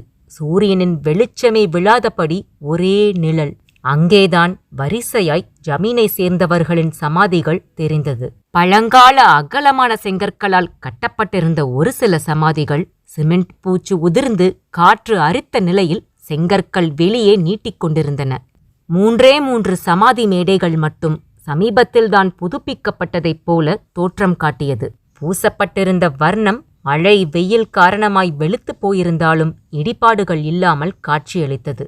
ஒவ்வொன்றும் சிறிய கோவில் போல வடிவமைக்கப்பட்டிருந்தது. தீபங்கள் ஏற்றி வைக்க வசதியாய் மாடங்களும் கட்டப்பட்டிருந்தன. முதல் சமாதி ஜமீன் ரத்னபூபதி, 2வது சமாதி ராணி ராஜமீனாட்சி, 3வது சமாதி ஆதவனின் மாமா ரகுநாத பூபதி. 3 சமாதி மேடைகளிலுமே தோற்றம் மறைவு செதுக்கப்பட்ட கிரானைட் கற்கள் பதிக்கப்பட்டிருந்தன. கொண்டு வந்திருந்த பொருட்களை சமாதி மேடைக்கு பக்கமாய் புல்தரையில் கொட்டினாள் வதனா. பூமாலைகளை எடுத்து சமாதி மேடைகளின் முகப்பில் அணிவித்தான் ஆதவன். அகல் விளக்குகளில் நெய்யை ஊற்றி திரிப்போட்டாள் வதனா. ஜமீனுக்கு மருமகளா வரப்போற ஓன் கையாலேயே எல்லா விளக்குகளையும் ஏத்து வதனா என்றான் ஆதவன். வதனாவும் ஒரு தீக்குச்சியை உரசினாள். மிக மிக பயபக்தியோடு ஒரே தீக்குச்சி நெருப்பிலேயே 3 திரிகளையும் பற்ற வைத்தாள். அகல் விளக்குகள் சுடர்விட்டு எரியத் தொடங்கியது. தீபங்களின் சுடர் ஆடாமல் அசையாமல் வெளிச்சக்கீற்றாய் ஒளிர ஒவ்வொரு அகல் விளக்காய் கையில் எடுத்து 3 சமாதி மாடங்களிலும் கொண்டு போய் வைத்தாள். ஆதவன் கம்ப்யூட்டர் சாம்பிராணி வில்லைகளை கொளுத்தி புகைய விட்டான். தேங்காய்களை உடைத்து சூடம் காட்டினான். வாழை இலைகளை சமாதி மேடைகள் மீது பரப்பி வாங்கி வந்திருந்த பழ வகைகளை அதிலே அடுக்கினாள் வதனா. சூடத்தோட தீபத்தை தொட்டு கண்ணுல ஒத்திக்க வதனா. சூடத்தின் தீபத்தை கைகளால் தொட்டு கண்களில் ஒற்றிக்கொண்டாள் வதனா. பிறகு ஆதவனோடு இணைந்து 3 சமாதிகளையும் 3 முறை சுற்றி வந்து சமாதிகளுக்கு எதிரே நின்று கைகளை குவித்து வணங்கி கீழே விழுந்து கும்பிட்டாள். வதனா, கொஞ்ச நேரம் கண்களை மூடி தியானம் பண்ணணும். ஆதவனின் சொல்லுக்கு கட்டுப்பட்டு சமாதிக்கு முன்னால் சம்மணமிட்டு அமர்ந்தாள். ஆதவனும் அவளுக்கு சற்று தள்ளி அமர்ந்து கொண்டான். இருவரும் கண்களை மூடிக்கொண்டார்கள். 5 புலன்களையும் அடக்கி ஒட்டுமொத்த சிந்தனையையும் 2 புருவங்களுக்கு இடையே கொண்டு வந்தாள் வதனா. உடலும் உள்ளமும் ஒரே நிலைக்கு வர சரியாய் 5 நிமிடங்கள் கரைந்தது. வதனா கண்களை திறந்தாள். திடுக்கிட்டாள். அருகில் அமர்ந்திருந்த ஆதவனை காணவில்லை. அத்தியாயம் 9. சலங்கை அருவிக்கரை. கொட்டிக்கொண்டிருக்கிற அருவி தண்ணீரையே பீதியாய் பார்த்து கொண்டிருந்தாள் செங்குருவி. அந்த அருவியில் குதிப்பதைத் தவிர வேறு வழியே இல்லை. திடமாய் யோசித்து செங்குருவி அந்த முடிவிற்கு வந்திருந்தாள். அதே வேளை மிக்கியும் சஞ்சித்தும் பாறையில் உடும்பு மாதிரி ஊர்ந்து அவளை நோக்கி வந்து கொண்டிருந்தார்கள். செங்குருவியின் கவனம் முழுவதும் அருவி மீதே இருந்தது. மிக்கியும் சஞ்சித்தும் பாறை மேல் ஊர்ந்து வந்ததால் மணிக்கட்டு முழங்கை பகுதிகளில் சிராய்ப்பு ஏற்பட்டது. இரத்தம் கசிந்து எரிந்தது. 15 அடி, 14 அடி. செங்குருவிக்கும் அவர்களுக்கும் இடையே இருந்த இடைவெளி குறைந்தது. மிக்கி, அந்த குட்டியோட காலை ஒரே கவ்வா கவ்வி நம்ம பக்கம் இழுத்துடணும். அவ பாட்டுக்கு பச்சை சூரியனை அருவியில வீசிட்டா? வீசமாட்டா. அது சாமிங்கிறதால அவ கீழையும் போடாம நம்ம கிட்டையும் கொடுக்காம பத்திரமா தூக்கிட்டு இவ்ளோ தூரம் ஓடி வந்திருக்கா பாரு. எப்பா, என்னம்மா ஓடுறா? ரேஸ்ல ஓட விட்டா கோல்ட் மெடல் இவளுக்குத்தான். மெல்லிய குரலில் பேசியபடியே ஊர்ந்தார்கள். அருவி தண்ணீரின் ஈரமும் படர்ந்திருந்த பாசியும் வழுக்கிவிட சஞ்சித்தால் முன்னேற முடியவில்லை. மிக்கி சரசரவென முன்னேறியிருந்தான். 7 அடி, 6 அடி, 5 அடி. அங்கு செங்குருவி. குதிச்சிடலாமா? சிவனையா, உன்னை காப்பாத்துறதுக்கு இதை தவிர எனக்கு வேற வழி தெரியலையே. பேச்சு கிழவிதான் பாவம், அனாதையா கிடக்க போகுது. என்னைய மன்னிச்சிடு பேச்சு கிழவி. கண்ணீர் வழிந்தது. திடீரென்று மிக்கி ஒரே தாவாய் தாவி செங்குருவியின் கால்களை தன் கைகளால் கவ்வி பிடித்தான். என்கிட்டயே ஓட்டம் காட்டுறியா? மிக்கி உருமினான். செங்குருவி அதிர்ந்தாள். பின் சுதாரித்து தன் பலத்தை எல்லாம் திரட்டி மிக்கியின் பிடியிலிருந்து கால்களை உருவி ஓங்கி ஒரு உதை விட்டாள். பலமான உதை மிக்கியின் முகத்தில் விழ வலியால் துடித்து சற்றே பிடியை தளர்த்தினான். கண்ணிமைக்கும் வினாடியில் ராஜமரகதலிங்கத்தை கெட்டியாய் அணைத்தபடி செங்குருவி சலங்கை அருவிக்குள் குதித்தாள். சிவனையா! உரக்க அந்த வார்த்தையை உச்சரித்தபடியே தான் குதித்தாள். சலங்கை அருவியின் வீச்சு திடீரென்று குறைந்திருந்தது. அருவிக்குள் குதித்த செங்குருவி தண்ணீருக்குள் இருந்த ஒரு தட்டையான பாறையில்தான் குதித்திருந்தாள். பாறையில் நின்று கொண்டிருந்ததால் அருவி தண்ணீரோடு இழுத்து செல்லப்படவில்லை. மயிரிழையில் தப்பியிருந்தாள். தண்ணீரின் வீச்சும் குறைந்திருந்ததால் கொட்டிக்கொண்டிருக்கிற தண்ணீருக்கு அந்த பக்கம் மலை தெரிந்தது. ராஜமரகதலிங்கத்தை அணைத்தபடி கொட்டிக்கொண்டிருக்கிற அருவியின் தண்ணீருக்குள் புகுந்து அந்த பக்கம் பாய்ந்தாள். இப்போது ஒரு சொட்டு தண்ணீர் கூட அவள் மீது விழவில்லை. இங்கிருந்து மேலே ஏறி கரைக்கு போகாமல் ஊருக்குள் நுழைய ஏதேனும் வழி தெரிகிறதா என்று பரபரவென்று கண்களை அலைப்பாய விட்டாள். கண்களில் மின்னல் மின்னியது. சந்தோஷ மின்னல். மலையில் குடையப்பட்டிருந்த ஒரு குகை செங்குருவியின் கண்களில் பட்டிருந்தது. இந்த லிங்கமலையில் ஆங்காங்கே நிறைய குகைகள் இருந்ததாகவும் ஒரு காலத்தில் அக்குகைகளில் சித்தர்கள் தங்கியிருந்ததாகவும் நிறைய கேள்விப்பட்டிருக்கிறாள். சித்தர்கள் இன்னமும் இருக்காங்க. இந்த லிங்கமலையில உலாவுறாங்க. சித்தர்களுக்கு நிறைய ரூபங்கள் உண்டாம். காத்தா, மரமா, செடியா, விலங்கா, பறவையா, எந்த உருவத்துல வேணும்னாலும் இருப்பாங்களாம். நினைக்கிற உருவத்தை அடைகிற அபூர்வ சக்தி படைச்சவங்க. சித்தர்கள் நல்லத மட்டும்தான் செய்வாங்க. குடிசையில் தூக்கம் வராமல் கோரைப்பாயில் புரண்டு கொண்டிருக்கும் போது பேச்சுக் கிழவி கதை கதையாய் சொன்னதெல்லாம் செங்குருவிக்குள் ஓடியது. அப்போ குகையில யாராவது சித்தர்கள் இருந்தா என்னைய நிச்சயம் காப்பாத்திடுவாங்க. செங்குருவி மான்குட்டியைப் போல துள்ளிக்கொண்டு குகையை நோக்கி ஓடினாள். குகை 5 அடி உயரம் 4 அடி அகலம் இருந்தது. நுழைவு பகுதியில் செடிகள் மண்டிக் கிடந்தன. மலையில் படர்ந்திருந்த முரட்டு கொடிகள் குகையின் நுழைவு பகுதியில் மேலே இருந்து பாம்புகளைப் போல் தொங்கியது. அதிக புழக்கமில்லாத குகை. அந்நிய மனிதர்களுக்கு தெரியாத குகை. 600-700 வருடங்களுக்கு முன்பே உருவாக்கப்பட்ட குகை. சற்றும் யோசிக்காமல் குகைக்குள் ஓடினாள் செங்குருவி. செங்குருவி விட்ட உதையில் நிலைக்குலைந்து போயிருந்தான் மிக்கி. பாறையில் வழுக்கிக் கொண்டே போன சஞ்சித்தும் சுதாரித்து எழுந்து மிக்கியிடம் ஓடி வந்தான். மிக்கி, என்ன ஆச்சு? சஞ்சித், நான் இதை எதிர்பார்க்கல. அவளை நான் கெட்டியா பிடிச்சிட்டேன். ஆனா என்ன ஓங்கி உதைச்சிட்டு அருவிக்குள்ள குதிச்சிட்டா. சே, வெக்கமா இல்ல? கையில் அகப்பட்டவள கோட்டை விட்டுட்டியே. ஓங்கி உதைச்சிட்டான்னு கதை வேற சொல்ற. பேசாம போட்டிருக்கிற ஜீன்ஸ் பேண்ட கழட்டி வீசிட்டு ஒரு சேலைய வாங்கி கட்டிக்க. சஞ்சித் எரிச்சலும் கிண்டலுமாய் பேசினான். சேலை வாங்க போறப்ப நீயும் கூட வா. உனக்கும் ஒன்னு வாங்க வேண்டியிருக்கும் என்றான் கோபமாக. வேண்டாம் மிக்கி, நாம ஒருத்தரை சீண்டிக்க இது நேரமில்ல. முதல்ல சீண்டினது நீதான். நான் வேணும்னேவா அவளை தப்ப விட்டேன்? சாரி மிக்கி, அவ தப்பிச்சிட்டாங்கிற கோபத்துல என்ன பேசுறதுன்னு தெரியாம பேசிட்டேன். முதல்ல அருவிக்குள்ள குதிச்சவளை கண்டுபிடிக்கிற வழிய பாப்போம். இருவரும் பாறை நுனிக்கு வந்தார்கள். கொட்டிக் கொண்டிருக்கிற அருவி தண்ணீரையே வெறித்தார்கள். அவ இந்த இடத்துலதான குதிச்சா? ஆமா. அருவி தண்ணீரோட வேகமும் அவ்வளவா இல்லையே. கீழே விழுந்தவ தண்ணீரோட போக்கலத்தான் முங்கி முங்கி போயிட்டு இருக்கணும். ஆனா கண்ணுக்கு படலையே. அருவியின் வீழ்ச்சி ஆறாக பிரவாகம் எடுக்கிற இடத்தில் போய் உற்று நோக்கினார்கள். தண்ணீர் கரும்பச்சை வண்ணத்தில் புகை புகையாய் ஓடியது. தண்ணீருக்கு கீழே பாறைகள் சிதறி கிடப்பது பளிச்சென்று தெரிந்தது. மிக்கி, நல்லா யோசிச்சு சொல்லு. அவ தண்ணியில தான் குதிச்சாளா? சந்தேகமே இல்ல, அவ தண்ணியில தான் குதிச்சா. எப்படி மாயமா மறைஞ்சா? அப்போ கொட்டிட்டு இருக்கிற தண்ணிக்கு அந்த பக்கம் மறைஞ்சுக்கிறதுக்கு ஏதுவான இடம் ஏதோ இருக்கு. அப்போ ஒன்னு செய்யலாம். நாமளும் அருவிக்குள்ள குதிச்சு கொட்டுற தண்ணீருக்கு அந்த பக்கமா போய் தேடி பார்க்கலாம்.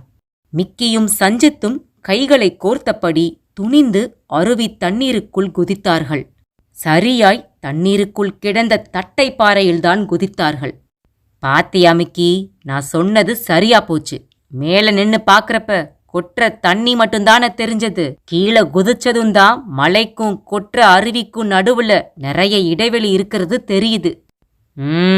நீ சொன்னது சரிதான். குட்டி இங்கதான் எங்கேயோ ஒளிஞ்சிருக்கா.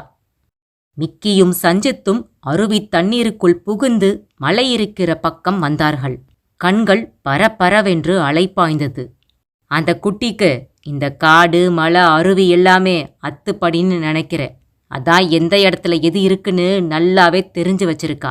நமக்கும் கண்ணாமூச்சி காட்டுறா.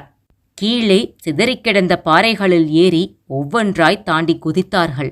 இருவரும் குகையை பார்த்ததும் பிரகாசமானார்கள். ஏய், குட்டி குகைக்குள்ளதான் ஒளிஞ்சிருக்கா? மிக்கியும் சஞ்சித்தும் உற்சாகமானார்கள். அவன் நம்ம கிட்ட வசமா மாட்டிக்கிட்டா.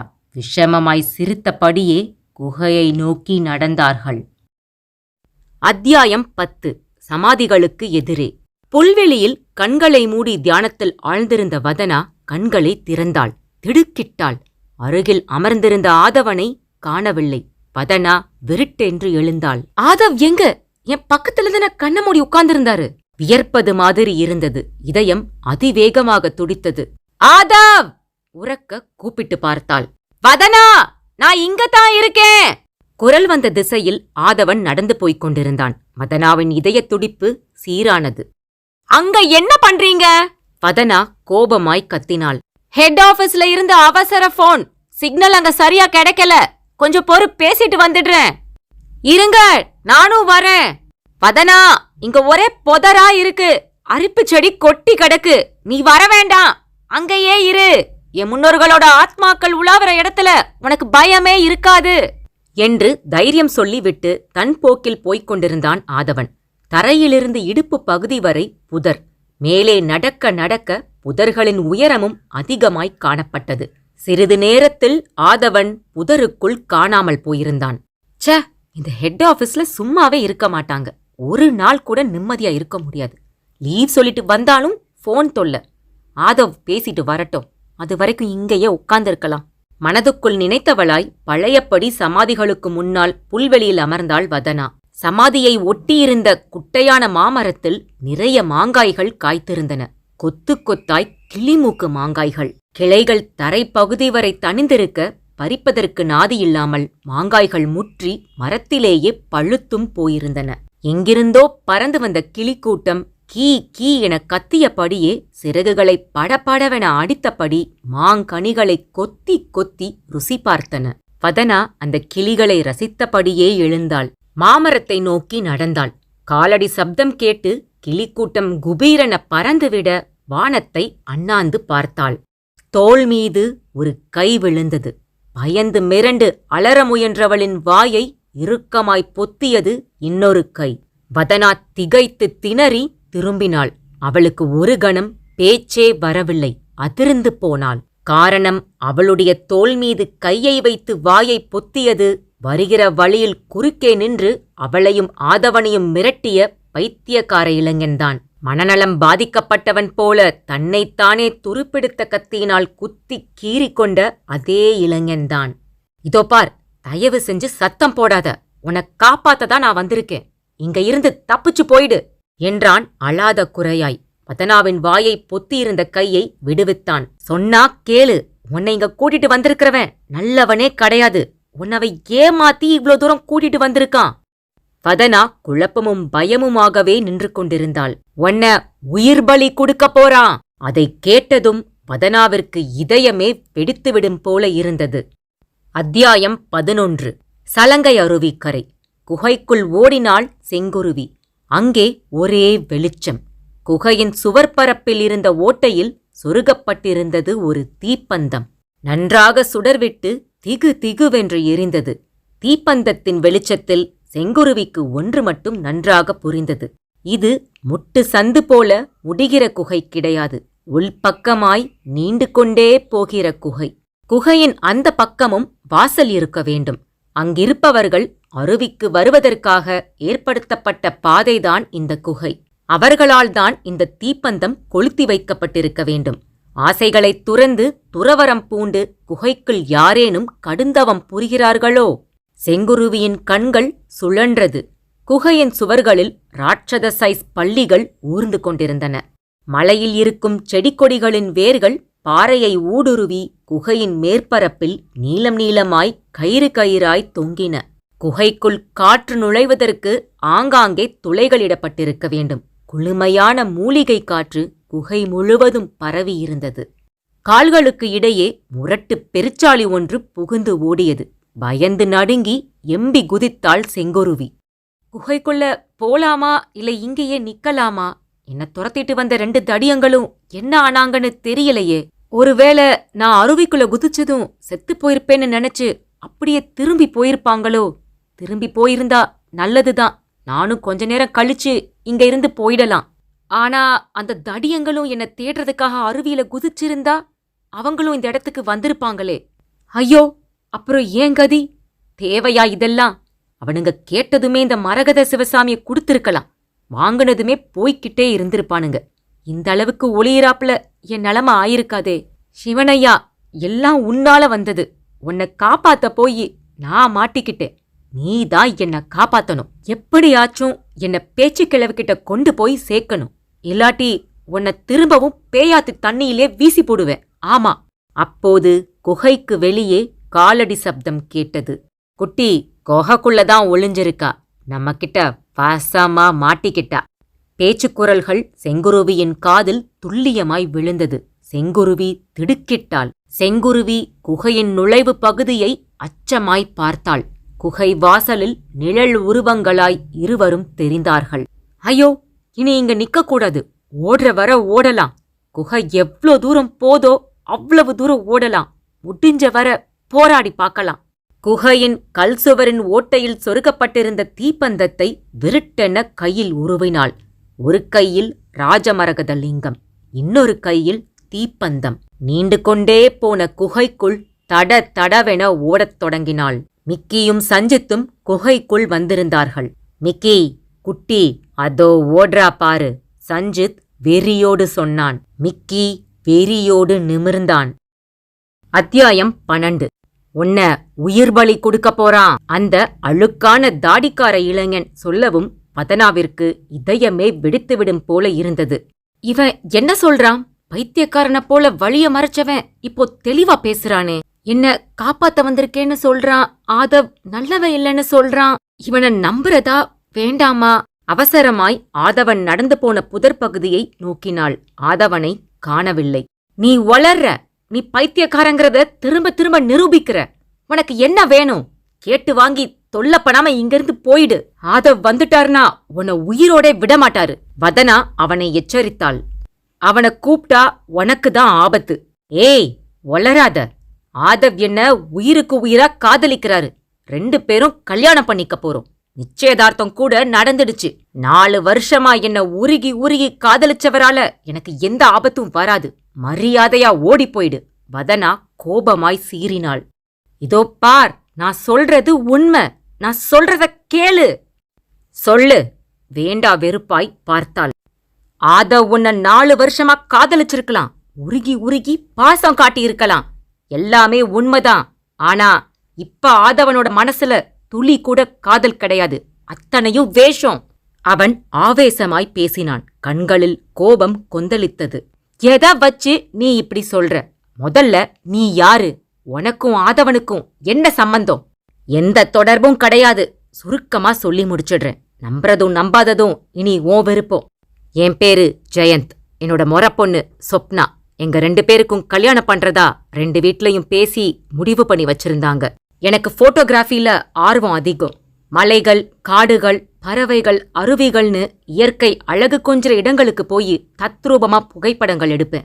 அதனாலதான் இந்த காட்டுக்குள்ளேயே நான் வந்தேன். நானும் வந்தே தீருவேன்னு பிடிவாதம் பிடிச்சு சொப்னாவும் என் கூடவே வந்துட்டா. 2 பேருமே கையில கேமராவோட இந்த காட்டுக்குள்ள சுத்தி திரிஞ்சோம். மலைப்பாம்பு ஒன்ன படம் பிடிக்கிறதுக்காக ஒரு பாறை மேல ஏறி கேமராவில கோணம் பார்த்துட்டு இருந்தேன். திடீர்னு சொப்னா காட்டுக்குள்ள மாயமா மறைஞ்சிட்டா. சொப்னாவ காட்டு விலங்குகள் தான் ஏதோ பண்ணிடுச்சுன்னு முதல்ல நினைச்சேன். அழுது புரண்டு சொப்னாவோட உடம்ப தேடி காடு முழுக்க திரிஞ்சேன். அப்பதான் எனக்கு அந்த பயங்கரமான உண்மை தெரிய வந்தது. சொப்னாவ காட்டு விலங்குகள் எதுவுமே செய்யல. சிம்மன்கிற கொடூரமான மந்திரவாதி கிட்டத்தான் அவ சிக்கி இருந்தா. சிம்மன் ரொம்ப கொடூரமானவன். நினைச்சத அடைய எத்த வேணும்னாலும் செய்வான். சிம்மன் இந்த காட்டுக்குள்ளேயே தான் திரிஞ்சுக்கிட்டும் இருக்கான். ஐயோ, நீங்க சொல்றத பார்த்தா நான் கூட அப்படி ஒரு ஆளை பார்த்தேன். வதனா இப்பொழுது ஒருமையிலிருந்து மாறி மரியாதை கொடுத்து பேசத் தொடங்கினாள். கழுத்துல மண்ட ஓட்டு மாலை, காதுல குண்டலம், கையில எலும்பு துண்டுன்னு இப்ப நினைச்சாலும் உடம்பு நடுங்குது. நீ சொல்றவன்தான் சிம்மன். அப்படியா? ஆதவ்க்கு சிம்மனை தெரியுமா? நல்லாவே தெரியும். சிம்மனோட கட்டுப்பாட்டுல தான் இப்ப ஆதவனே இருக்கான். அந்த காலத்துல ஆதவனோட ஜமீன் குடும்பத்தை சேர்ந்தவங்க வெள்ளையர்கள் கிட்ட இருந்து தப்பிக்கிறதுக்காக மூட்டை மூட்டையா வைரம் வைடூரியம் தங்கத்தை இந்த காட்டுக்குள்ளத்தான் எங்கேயோ மறைச்சு வச்சிருந்தாங்களாம். அத பத்தின குறிப்புகள் சிம்மனுக்கும் ஆதவனுக்கும் எப்படியோ கிடைச்சிருக்கு. ஆனா அது எங்க மறைச்சு வைக்கப்பட்டிருக்குங்கிற ரகசியம் அந்த குறிப்புகள்ல இல்லையாம். அந்த புதையலோட மதிப்பு இன்னைய தேதிக்கு 1.5 லட்சம் கோடியாம். சிம்மனோட ஆசை வார்த்தைக்கு கட்டுப்பட்டு ஆதவனும் அந்த பொக்கிஷங்களை அடைஞ்சே தீரணும்னு உறுதியாயிருக்கான். சிம்மனுக்கு மாந்திரீக சக்தி அதிகம். அவன் கும்பிடுற 18 கை குங்கும காளிக்கு 3 கன்னி பொண்ணுங்களை ஒரே நேரத்துல உயிர் பலி கொடுத்தா பொக்கிஷங்கள் மறைச்சு வைக்கப்பட்டிருக்கிற ரகசிய இடம் தெரிஞ்சிடும்னு நம்புறான். ஜெயந்த் பேசுவதை பயமாய் பீதி படர்ந்த கண்களுடன் கேட்டுக்கொண்டிருந்தாள் வதனா. ஆத்திரம் பீரிட்டது. இதென்ன மூட நம்பிக்கை? இவங்களையெல்லாம் புடிச்சு ஜெயில போடணும். இதே கோபந்தான் என்கிட்டயும் இருக்கு. ஆனா சொப்னா சிம்மனோட பிடியில இருக்கா. இன்னும் 2 கன்னி பொண்ணுங்க கிடைக்காததால சொப்னாவை எதுவும் செய்யாம தன்னோட பாதுகாப்புல வச்சிருக்கான் சிம்மன். நீயும் அவன் கையில சிக்கிட்டீனா உன்னையும் சொப்னா இருக்கிற இடத்துக்கு கொண்டு போயிடுவான். அப்புறம் இன்னொரு கன்னி பெண் கிடைக்கிற வரைக்கும் தான் நீயும் சொப்னாவும் உயிரோடவே இருக்க முடியும். வதனாவிற்கு தலை சுற்றியது. ஐயோ, எது நெஜம் எது பொய்யு? ஆதவனோட காதல் பொய்யா? அப்போ இனிக்க இனிக்க பேசுனது பழகுனது எல்லாமே வேஷம்தானா? வதனா மனசுக்குள் கதறினாள். 2 நாளைக்கு முந்தி ஆதவன் இந்த காட்டுக்கு வந்திருந்தான். சிம்மனை சந்திச்சு பேசுனான். அப்பதான் உன்னை பத்தின விபரங்களை சிம்மன் கிட்ட ஆதவன் சொன்னான். இன்னைக்கு உன்னை இங்க ஆதவனை விட்டு கூட்டி வர வச்சது கூட சிம்மனோட ஏற்பாடுதான். நீ சிம்மனோட கையில சிக்கிடக்கூடாதுன்னு தான் நீயும் ஆதவனும் வர்ற வழியில பாதைய மறிச்சு மிரட்டுற மாதிரி பேசுனேன். பைத்தியக்கார மாதிரி நடிச்சேன். நீ என்ன பார்த்து பயப்படுவ, ஜமீன் மாளிகைக்கு வரல, திரும்பி போயிடலாம்னு ஆதவன் கிட்ட பிடிவாதம் பிடிப்பேன்னு நினைச்சேன். ஆனா அந்த இடத்துக்கு திடீர்னு சிம்மனும் வந்துட்டான். அவன் கண்ணுல அகப்படாம இருக்கணுங்கிறதுக்காகத்தான் அங்க இருந்து ஓடுற மாதிரி ஆயிடுச்சு. இந்த காட்டை விட்டு வெளியேறி சிம்மனை பத்தி போய் தகவல் கொடுத்தா அவன் என் சொப்னாவை கொன்னுடுவான். அதனாலத்தான் எதுவுமே செய்ய முடியாத நிலையில இருக்கேன். சிம்மனுக்கு மத்த 2 கன்னி பொண்ணுங்க கிடைக்கிறதுக்குள்ள சொப்னாவை அவன் பிடியில இருந்து மீட்கணும்ங்கிற வைராக்கியத்தோடையும் வெறியோடையும் தான் இந்த காட்டுக்குள்ளேயே கடந்த 15 நாட்களா சுத்தி சுத்தி வர்றேன். காட்டு கிழங்குகள் பழங்கள்னு பறிச்சு தின்னு என் பசியையும் போக்கிக்கிறேன். சிம்மனை எதிர்க்க உடம்புல வலு வேணுமே. திரும்பி போனா சொப்னாவோடத்தான் இந்த காட்டை விட்டு போவேன். அது நடக்கலேனா நானும் இந்த காட்டுக்குள்ளேயே உயிரை விட்டுடுவேன். ஜெயந்தின் கண்களில் கண்ணீர் வழிந்தது. உடம்பு வெடவெடவென்று நடுங்க உறைந்து போய் நின்றாள் வதனா. ஐயோ, என்ன இது? இதை நான் நம்பணுமா? வதனாவிற்கு தொண்டையை அடைத்தது. ப்ளீஸ், சத்தியமா, என் சொப்னா மேல சத்தியமா, நான் சொன்னது அத்தனையும் உண்மை. நீ சீக்கிரம் இங்கிருந்து தப்பிச்சிடு. சிம்மனை கூட்டி வரதுக்காகத்தான் ஆதவன் புதர் பக்கம் போயிருக்கான். அவனுங்க வர்றதுக்குள்ள ஓடு. முடிஞ்சா எல்லாத்தையும் போலீஸ் கிட்ட சொல்லி அவங்களையும் காட்டுக்குள்ள கூட்டிட்டு வா. ப்ளீஸ், ஓடு ஓடு. அழாத குறையாய் ஜெயந்த் கெஞ்சினான். அப்போது புதர் பகுதியிலிருந்து பறந்து வந்தது ஒரு தடிமனான மரக்கட்டை. சரியாய் ஜெயந்தை குறிவைத்து வீசப்பட்டிருந்தது. குறி தப்பாமல் ஜெயந்தின் முன் நெற்றி பகுதியை நச்செனத் தாக்கியது. ஜெயந்த் அலறினான். நெற்றி பகுதியும் முன்மண்டையும் உடைந்து இரத்தம் வழிந்தது. ஓடு! மயங்கி பொத்தென வதனாவின் காலடியில் சரிந்தான். வதனாவிற்கு முதுகு தண்டுவடம் சில்லிட்டது. ஐயோ, அப்ப ஜெயந்த் சொன்னதெல்லாம் உண்மையா? ஆதவ் நல்லவன் இல்லையா? ஆதவ் மேல தப்பி இருக்கு. நம்பி ஏமாந்துட்டேனே. காதல் கண்ணை மறைச்சிடுச்சே. 2 நாளைக்கு முன்னாடி கூட ஏதோ வெளியூர் போகணும்னு ஆதவன் சொன்னது இங்க வரத்தானா? மந்திரவாதி சிம்மனை சந்திக்கத்தானா? அட பாவி ஆதவ், நீயா நீயா இப்படி? நடந்த நிச்சயதார்த்தம் எல்லாமே பொய்யா? ஆத்மாக்கள் ஆனந்த தாண்டவம்னு என்னென்னமோ சொன்னானே. ஜமீன் மாளிகைக்குள்ளிருந்து கேட்ட மேல சத்தம், நாதஸ்வர ஓசை, மரத்துல இருந்து விழுந்த பூக்கள் எல்லாமே ஆதவனோட சூழ்ச்சியா? வதனாவிற்கு அழுகை பீறிட்டது. ஐயோ, இனி ஒரு நிமிஷம் கூட இங்க நிக்க கூடாது. முதல்ல இங்க இருந்து ஓடணும். வதனாவின் மனசு கட்டளையிட்டது. வதனா திரும்பினாள். ஜமீன் மாளிகையின் முகப்பு பகுதியை நோக்கி அங்கிருந்து ஓட முயன்றாள். அதற்குள் புதற்பக்கமிருந்து ஆதவன் வந்துவிட்டான். ஆதவனின் முகத்தில் விஷமமான புன்னகை, பார்வையில் நிறைய வித்தியாசம். வதனா வியர்த்து வழிந்தாள். அத்தியாயம் 13. மிக்கி, குட்டி அதோ ஓடுறா பாரு. சஞ்சித் சொல்ல மிக்கியும் சஞ்சித்தும் வெறியோடு நிமிர்ந்தார்கள். குகைக்குள் கையில் தீப்பந்தத்தை பிடித்தபடி ஓடுகிற செங்குருவி தெரிந்தாள். ஒரு கையில் தீப்பந்தம், இன்னொரு கையில் ராஜ மரகதலிங்கம். செங்குருவி பயத்துடன் பின்னால் திரும்பி பார்த்தபடியேதான் ஓடிக்கொண்டிருந்தாள். சஞ்சித், எனக்கு ஒரு சந்தேகம். குட்டி கையில தீப்பந்தம் வச்சிருக்காளே, எப்படி கிடைச்சிருக்கும்? யாரோ கொளுத்தி வச்ச தீப்பந்தந்தான் அது மிக்கி. இந்த குகையில நிச்சயம் யாரோ இருக்காங்க. சஞ்சித் பேண்ட் பாக்கெட்டில் இருந்த பென் டார்ச்சை உயிர்ப்பித்தான். குட்டி நிக்காம ஓடிட்டே இருக்கா. இந்த குகை எங்க போய் முடியுதுன்னு தெரியல. வேற யாராவது பார்த்துட்டா நமக்கு பிரச்சனை ஆயிடும். அதுக்குள்ள குட்டிய மடக்கி அவகிட்ட இருந்து பச்சை சூரியனை பறிச்சிடணும். ஆமா சஞ்சித், நீயும் நானும் எத்தனை பேருக்கு ஓட்டம் காட்டியிருப்போம். நம்மளையே மிரள வைக்கிறாளே இந்த குட்டி. சஞ்சித் கையிலிருந்த பென் டார்ச்சின் சிறிய வெளிச்ச வட்டத்தை குகையின் தரைப்பகுதியில் பாய்ச்சியபடியே இருவரும் ஓடினார்கள். சஞ்சித், குகைக்கு இன்னொரு வாசலிருந்து குட்டி அது வழியா வெளியே போயிட்டா? மிக்கியை கவலை வாட்டியது. மிக்கி, குகைக்கு இன்னொரு வாசலும் வழியும் இருந்தா அது காட்டுக்குள்ளத்தான் போய் முடியும். அது மட்டுமில்ல, இது மாதிரி மலைகள்ல குடையப்பட்டிருக்கிற குகைகளுக்கு பெரும்பாலும் 2 வாசலோ வழியோ இருக்காது. அப்படியே இருந்தாலும் குகைகளோட நீளம் அதிகமா போகாது. நீ வேணா பாரேன், இந்த குகைக்கு இன்னொரு வாசல் இருந்தா சீக்கிரமாவே தெரிஞ்சு போயிடும். தீப்பந்தத்தை கொளுத்தி வச்ச நபரையும் நாம பார்த்துடலாம். எப்படி சமாளிக்கிறது? நம்ம கிட்டதான் பிஸ்டல் இருக்கே, அதை தயாரா வச்சுக்க. ஆள் அரவமற்ற காட்டு குகையில வந்து தங்கியிருக்கிறவன் ஒன்னு சாமியாரா இருக்கணும், இல்ல நம்மள மாதிரி தப்பான ஆளா சமூக விரோதியா இருக்கணும். எவனா இருந்தாலும் சரி, பேச்சுக்கே வேலை இல்ல. தயவு தாட்சண்யம் பார்க்காம சுட்டு தள்ளிடு என்றான் சஞ்சித். செங்குருவிக்கும் அவர்களுக்கும் இடைவெளி குறைந்து கொண்டே போனது. அவளால் வேகமாய் ஓட முடியவில்லை. நிறைய களைத்து போயிருந்தாள். குகையின் அடிப்பகுதியில் நீட்டிக்கொண்டிருந்த கூர்மையான கருங்கல்லில் கால் இடறி கட்டை விரலில் அடிபட்டு இரத்தம் கசிந்தது. வலி வின் வின் என்று தெரித்தது. உச்சந்தலைவரை வலி ஏறியிருந்தது. மாட்டிக்கொள்வோமா என்கிற பயம் அவளை பந்தயக் குதிரை போல ஆக்கியிருந்தது. இப்போது பின்னால் திரும்பி பார்க்க அச்சமாக இருந்தது. இருவரும் தன்னை நெருங்கிவிட்டார்கள் என்பதை முதுகிற்கு பின்னாலிருந்து காதுகளில் மோதிய காலடி சப்தமே உணர்த்தியது.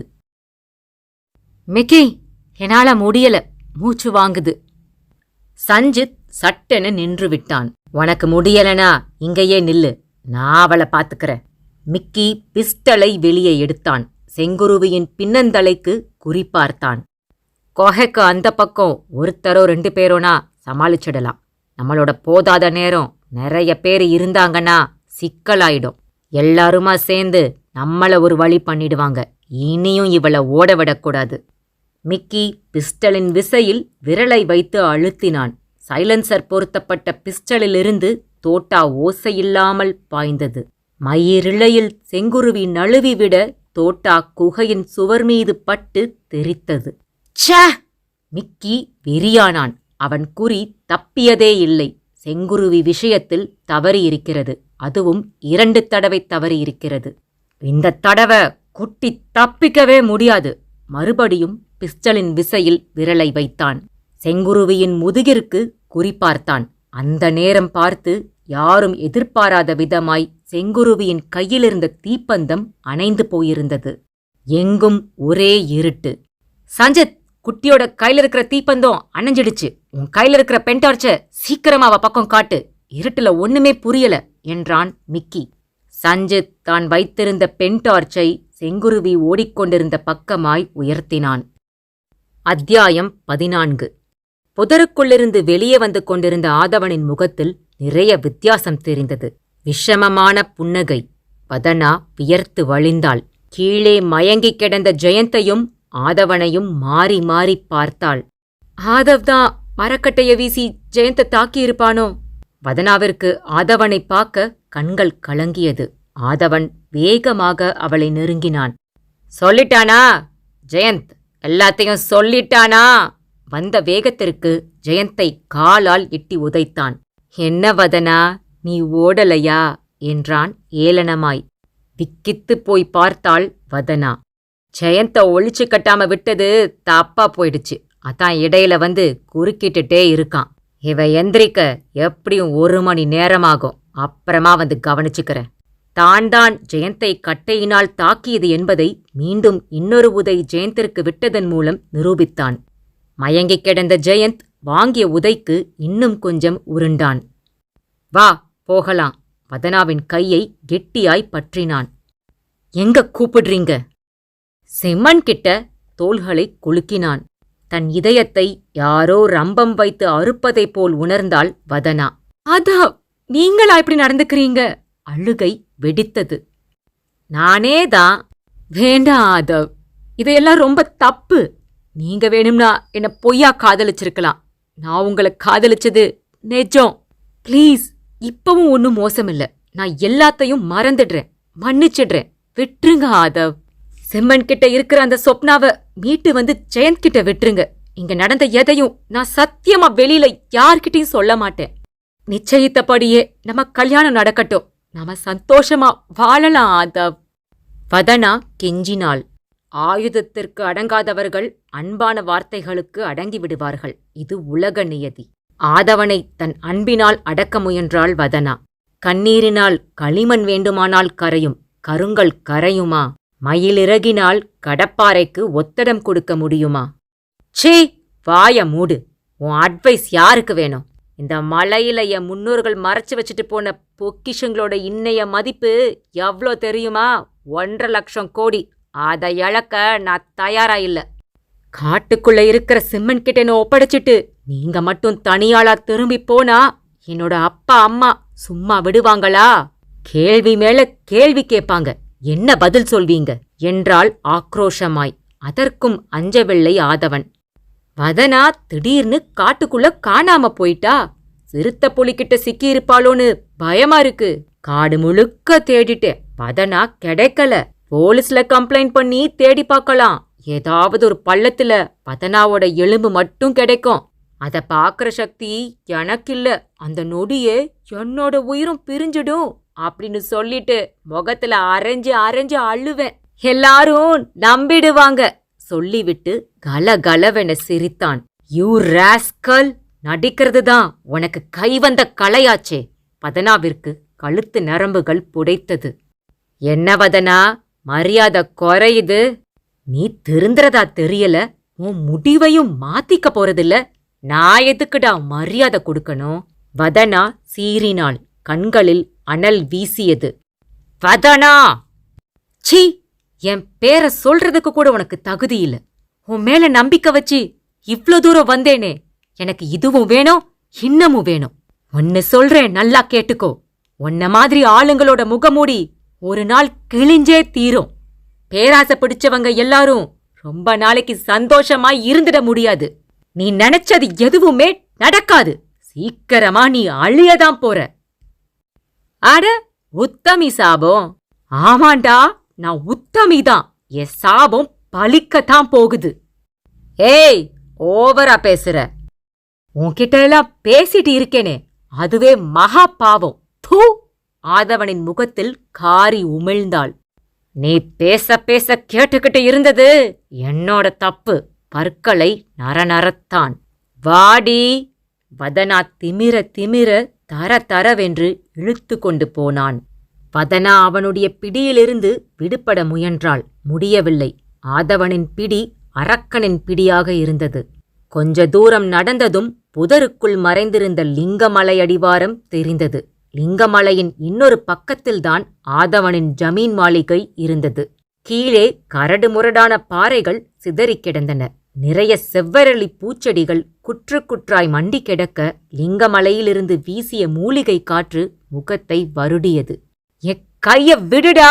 வதனா கத்தினாள். விட்டா ஓடி போயிடுவியே! கர்ப்பமாய் ஒரு சிரிப்பு சிரித்தான். செவ்வரளி குற்றுகளுக்கு நடுவில் வதனாவை இழுத்து போனான். அங்கே ஒரு குகை. குகைக்குள் நுழைய சின்னதாய் வாசல். குகை இருப்பதே தெரியாத அளவிற்கு செடி கொடிகள் அடர்ந்து படர்ந்திருந்தது. அதுதான் சிம்மனின் குகை. 18 கை குங்குமக்காளியை வைத்து தினமும் பூஜை பண்ணுகிற குகை. மந்திரவாதி சிம்மன் புன்னகையோடு ஆதவனை வரவேற்றான். வதனாவ கூட்டி வந்துட்டேன் சிம்மா. வதனாவை குகையின் தரைப்பகுதியில் கிடத்தினான். சிம்மனின் பார்வை வதனாவின் மீது படிந்தது. இவதான் வதனாவா? அந்த ஜெயந்த துரத்திட்டு போகும்போது ஒரு பாதையில இவளை பார்த்தேன். கைய அசைச்சு கூப்பிட்டேன். கத்துனா யாராவது வந்துட போறாங்கன்னு நானும் ஓடிட்டேன். நீ கூட்டிட்டு வரப்போறவ இவதான் தெரிஞ்சிருந்தா அப்பவே இவளை தூக்கி இருப்பேன். விடு சிம்மா, அதான் சொன்ன மாதிரியே நான் கூட்டிட்டு வந்துட்டேன்ல. வதனா எழ முயன்றாள். கண்களை கசக்கியபடியே நாலாபுறமும் பார்த்தாள். சிம்மனை பார்த்ததும் விழிகள் அகலமானது. நீதான் சிம்மனாடா? ராஸ்கல்ஸ், நீங்கள்லாம் அழிஞ்சு போயிடுவீங்கடா. ஆதவா, இவள் அந்த கருங்கல் தூண்ல கட்டிப்போடு. சிம்மன் கட்டளையிட்டான். குங்குமக்காளி சிலைக்கு பக்கமாய் வரிசையாய் 3 கருங்கல் தூண்கள். முதல் தூணில் கட்டப்பட்டிருந்தாள் சொப்னா. கண்கள் மூடி மயக்கத்தில் காணப்பட்டாள். வதனாவை தர தரவென்று இழுத்துப் போய் 2வது தூணில் கட்டிப்போட்டான் ஆதவன். நல்ல தடிமனான தாம்பு கயிறு. இதோ இந்த தூண்ல கட்டுறதுக்கு 3வதா ஒரு பொண்ணு கிடைக்கிற வரைக்கும் நீயும் இவளும் இதே இடத்துல தான் கட்டி கிடக்கணும். பச்சை தண்ணி கூட தரமாட்டோம். எவ்வளோ சீக்கிரத்துல அந்த 3வது பொண்ணு கிடைக்கிறாளோ அவ்வளவு சீக்கிரத்துல அவளோட சேர்ந்து நீயும் இவளும் மோட்சத்துக்கு போயிடலாம். வதனாவின் கன்னத்தில் செல்லமாய் தட்டிவிட்டு சிம்மனிடம் வந்தான். சரி சிம்மா, நான் புறப்படுறேன். நீயும் முயற்சி செய்யு, நானும் முயற்சி செய்றேன். யாரு கையில் அந்த 3வது பொண்ணு அகப்படுறான்னு பார்க்கலாம். ஆதவன் விடை பெற்றான். குகையை விட்டு வெளியேற முயன்ற வினாடி குகைக்குள் அந்த சப்தம் கேட்டது. குகையின் உட்பக்கமிருந்து யாரோ தடதடவென்று ஓடி வருகிற சப்தம். ஆதவா, நீ இங்கேயே இரு. 2 பேரையும் பத்திரமா பாத்துக்கோ. குகையோட இன்னொரு வாசல் வழிய யாரோ நடந்து வர்றாப்ல தெரியுது. சிம்மன் தன்னுடைய இடுப்பைச் சுற்றிலும் வேஷ்டி மடிப்பிற்குள் சொருகி வைத்திருந்த கத்தியை தொட்டு பார்த்து கொண்டான். அது அனைத்துமே கொடிய விஷச்சாறு பூசப்பட்டிருந்த கத்திகள். வேகமாய் எழுந்தான். குகையோட இன்னொரு வாசல மூடி வைக்கிறதுக்கென்ன என்றான் ஆதவன். அந்த வாசல் வழியதான் நான் தினமும் சலங்கை அருவிக்கு போய் நீராடணும். 3 வேளையும் சலங்கை அருவியில நீராடி குங்குமக்காளிக்கு பூஜை பண்ணினாதான் எனக்கு மன திருப்தி.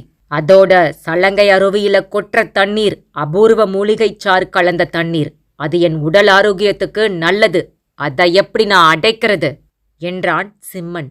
தடதடப்பு சப்தம் வெகு அருகாமையில் கேட்டது. சிம்மன் அந்த சப்தத்தை உன்னிப்பாய் செவி கொடுத்து கேட்டான். சிம்மா, நீ அந்த வாசலை அடைக்காம போனதாலதான் இப்ப யாரோ அது வழியா வந்துட்டு இருக்காங்க. ஆதவா, மனுஷங்க வர்றதுக்கு வாய்ப்பே கிடையாது. வர்றது விலங்குகளா கூட இருக்கலாம். என்கிட்ட விஷம் தடவின கத்திகள் இருக்கு. பிறகு ஏன் கவலைப்படணும்? அருவிக்கர வாசல் வழியா வர்றது மனுஷங்களா இல்ல விலங்குகளான்னு பார்த்து தீர்த்து கட்டிட்டு வர்றேன். அது வரைக்கும் நீ இந்த இடத்த விட்டு நகர்ந்துடாத. குகையின் சுவரில் சொருகியிருந்த தீப்பந்தத்தை உருவிக்கொண்டு தடதடப்பு சப்தம் கேட்ட குகைவாசலின் இன்னொரு பக்கத்தை நோக்கி நடந்தான் சிம்மன். தடதடப்பு சப்தத்திற்கு காரணம் செங்குருவி. சிம்மனுக்கு நேர் எதிர் திசையிலிருந்து ராஜமரகதலிங்கத்தை தூக்கிக் கொண்டு செங்குருவிதான் ஓடி வந்து கொண்டிருந்தாள். அத்தியாயம் 15. சஞ்சித் தான் வைத்திருந்த பென் டார்ச்சை செங்குருவி ஓடிக்கொண்டிருந்த பக்கமாய் உயர்த்தினான். செங்குருவியை காணவில்லை. குகையும் 2 பிரிவாக பிரிந்திருந்தது. ஓடிக்கொண்டிருந்த செங்குருவியும் தான் கையில் பிடித்திருந்த தீப்பந்தம் அணைந்து போகும் தருவாயில்தான் குகை 2ஆக பிரிந்திருப்பதை கவனித்தாள். 2 பாதையில் எது வாசல் உள்ள பாதை? மூளை சுறுசுறுப்பாக இயங்கியது. ஒரு பாதையில் குப்பை குளங்கள், சருகுகள், கரையான் புற்றுகள் தரைப்பகுதியை ஆக்கிரமித்திருக்க, இன்னொரு பாதையின் தரைப்பகுதி துடைத்து வைத்ததைப் போல சுத்தமாக இருந்தது. சுத்தமான பாதைதான் சரியான பாதை என்று யூகித்து தடதடவென ஓடத் தொடங்கினாள். ஒரே இருள், எலிப்புழுக்கை நாற்றம், தலையை தோள்களை உரசியபடி பறக்கிற வௌவால்கள், கருப்பு போர்வையை போர்த்தியது போல மையிருள். சின்ன வெளிச்சமாவது தெரியாதா? குகைப்பாதை சீக்கிரமாய் முடியாதா? எதிர்த்திசையிலிருந்து யாராவது வரமாட்டார்களா? தவிப்பாய் ஏக்கமாய் ஓடிக்கொண்டிருந்தவளின் கண்களுக்கு அந்த வெளிச்சம் தெரிந்தது. வெளிச்சம் வர வர பெரிதானது. அவளுக்கு நேர் எதிர்த்திசையிலிருந்து கையில் தீப்பந்தத்தோடு வந்து கொண்டிருந்தான் சிம்மன். சாமி, காப்பாத்துங்க, என்னைய காப்பாத்துங்க! ஓடிய வேகத்தில் சிம்மனின் மீது மோதிக்கொண்டாள். அழுதபடியே கெஞ்சலாய் சொன்னாள். செங்குருவியை ஆச்சரியமாய் திகைப்பாய் பார்த்தான் சிம்மன். அட, 3வது பொண்ணும் கடச்சிட்டா? அதுவும் வலிய வந்து சிக்கியிருக்கா. கண்களில் உற்சாகம் மினுக்க ஏற இறங்க செங்குருவியை பார்த்தான். என்கிட்ட வந்துட்ட இல்ல, இனி யாரும் உன்னை எதுவும் செய்ய முடியாது, நான் இருக்கேன். ஆசிர்வாதம் செய்வது போல செங்குருவியின் உச்சந்தலையில் கை வைத்தான். தன்னை துரத்தி வருபவர்களை விட சிம்மன் கொடியவன் என்பதை உணராத செங்குருவி சற்றே தைரியம் வந்தவளாய் பெருமூச்சு விட்டாள். சாமி, அவங்கள விட்றாதீங்க! மொத்தம் எத்தனை பேரு? 2 பேரு சாமி. இந்த தீப்பந்தத்தை பிடிச்சுக்கோ, அவனுங்க வரட்டும், நான் கவனிச்சுக்கிறேன். தீப்பந்தத்தை செங்குருவியிடம் நீட்டினான். தன் 2 கைகளையும் இடுப்பு பக்கம் கொண்டு போய் 2 விஷக்கத்திகளை விருட்டென உருவினான் சிம்மன். அதே நேரம் மிக்கியும் சஞ்சித்தும் குகை 2ஆய் பிரிந்த இடத்தில் குழப்பமாய் நின்றார்கள். செங்குருவியின் ஈரமான கால்தடம் பென்டார்ச்சின் வழியாக ஒரு பாதையில் தெரிய மிக்கியும் சஞ்சித்தும் அதே பாதையில் ஓடினார்கள். கால்களுக்கு வேகம் கொடுத்தார்கள். திடீரென்று வெளிச்சம் தெரிந்தது. மிக்கியும் சஞ்சித்தும் வேகத்தை குறைத்தார்கள். கையில் தீப்பந்தத்தை பிடித்திருந்த செங்குருவியும் சிம்மனும் இருவருடைய பார்வையிலும் அகப்பட்டார்கள். சாமி, இவனுங்கதான், விட்றாதீங்க சாமி! செங்குருவி சிம்மனின் முதுகிற்குப் பின்னால் பதுங்கினாள். துரத்தி வருகிறவர்கள் யாரோ எவரோ அது முக்கியமில்லை. இந்த பெண் தனக்கு வேண்டும். அவர்களிடம் அகப்பட்டுவிட்டால் தனக்கு கிடைக்க மாட்டாள். அவர்களை ஒழித்தால்தான் இந்த பெண்ணை குங்குமக்காளியிடம் இழுத்து செல்ல முடியும். அதற்காகவாவது இந்த பெண்ணை துரத்தி வருகிற இவர்களை கொல்லத்தான் வேண்டும். சிம்மன் தன் 2 கைகளிலும் வைத்திருந்த விஷம் தடவிய கத்திகளை வெளியே தெரியாதபடி மறைத்துக் கொண்டு இடுப்பில் கையை ஊன்றியபடி இருவரையும் முறைத்தான். சொன்னேன்ல, இந்த மாதிரியான குகைகள்ல யாராச்சும் சாமியாருங்க தான் தங்கியிருப்பாங்கன்னு சஞ்சித் கிசுகிசுத்தான். இப்ப என்ன பண்றது? சாமியார் குட்டி கையில இருக்கிற பச்சை சூரியனை பார்த்துட்டா தட்டி பறிச்சுட்டு போயிட போறான். முதல்ல அவனை சுட்டுடு. சஞ்சித் சொல்ல மிக்கி தன் கையிலிருந்த பிஸ்டலை சிம்மனின் நெஞ்சுப் பகுதிக்கு நேரே உயர்த்தினான். அதற்குள் சிம்மனும் தன் 2 கைகளில் இருந்த விஷம் தடவிய கத்திகளை மிக்கியை நோக்கியும் சஞ்சித்தை நோக்கியும் வீசினான். மிக்கியும் பிஸ்டலின் விசையை அழுத்தினான். இந்த பக்கமிருந்து தோட்டா சிம்மனை நோக்கி பாய, மிக்கியையும் சஞ்சித்தையும் நோக்கி அந்த பக்கமிருந்து விஷம் தடவிய கத்திகள் பாய்ந்து வந்தது.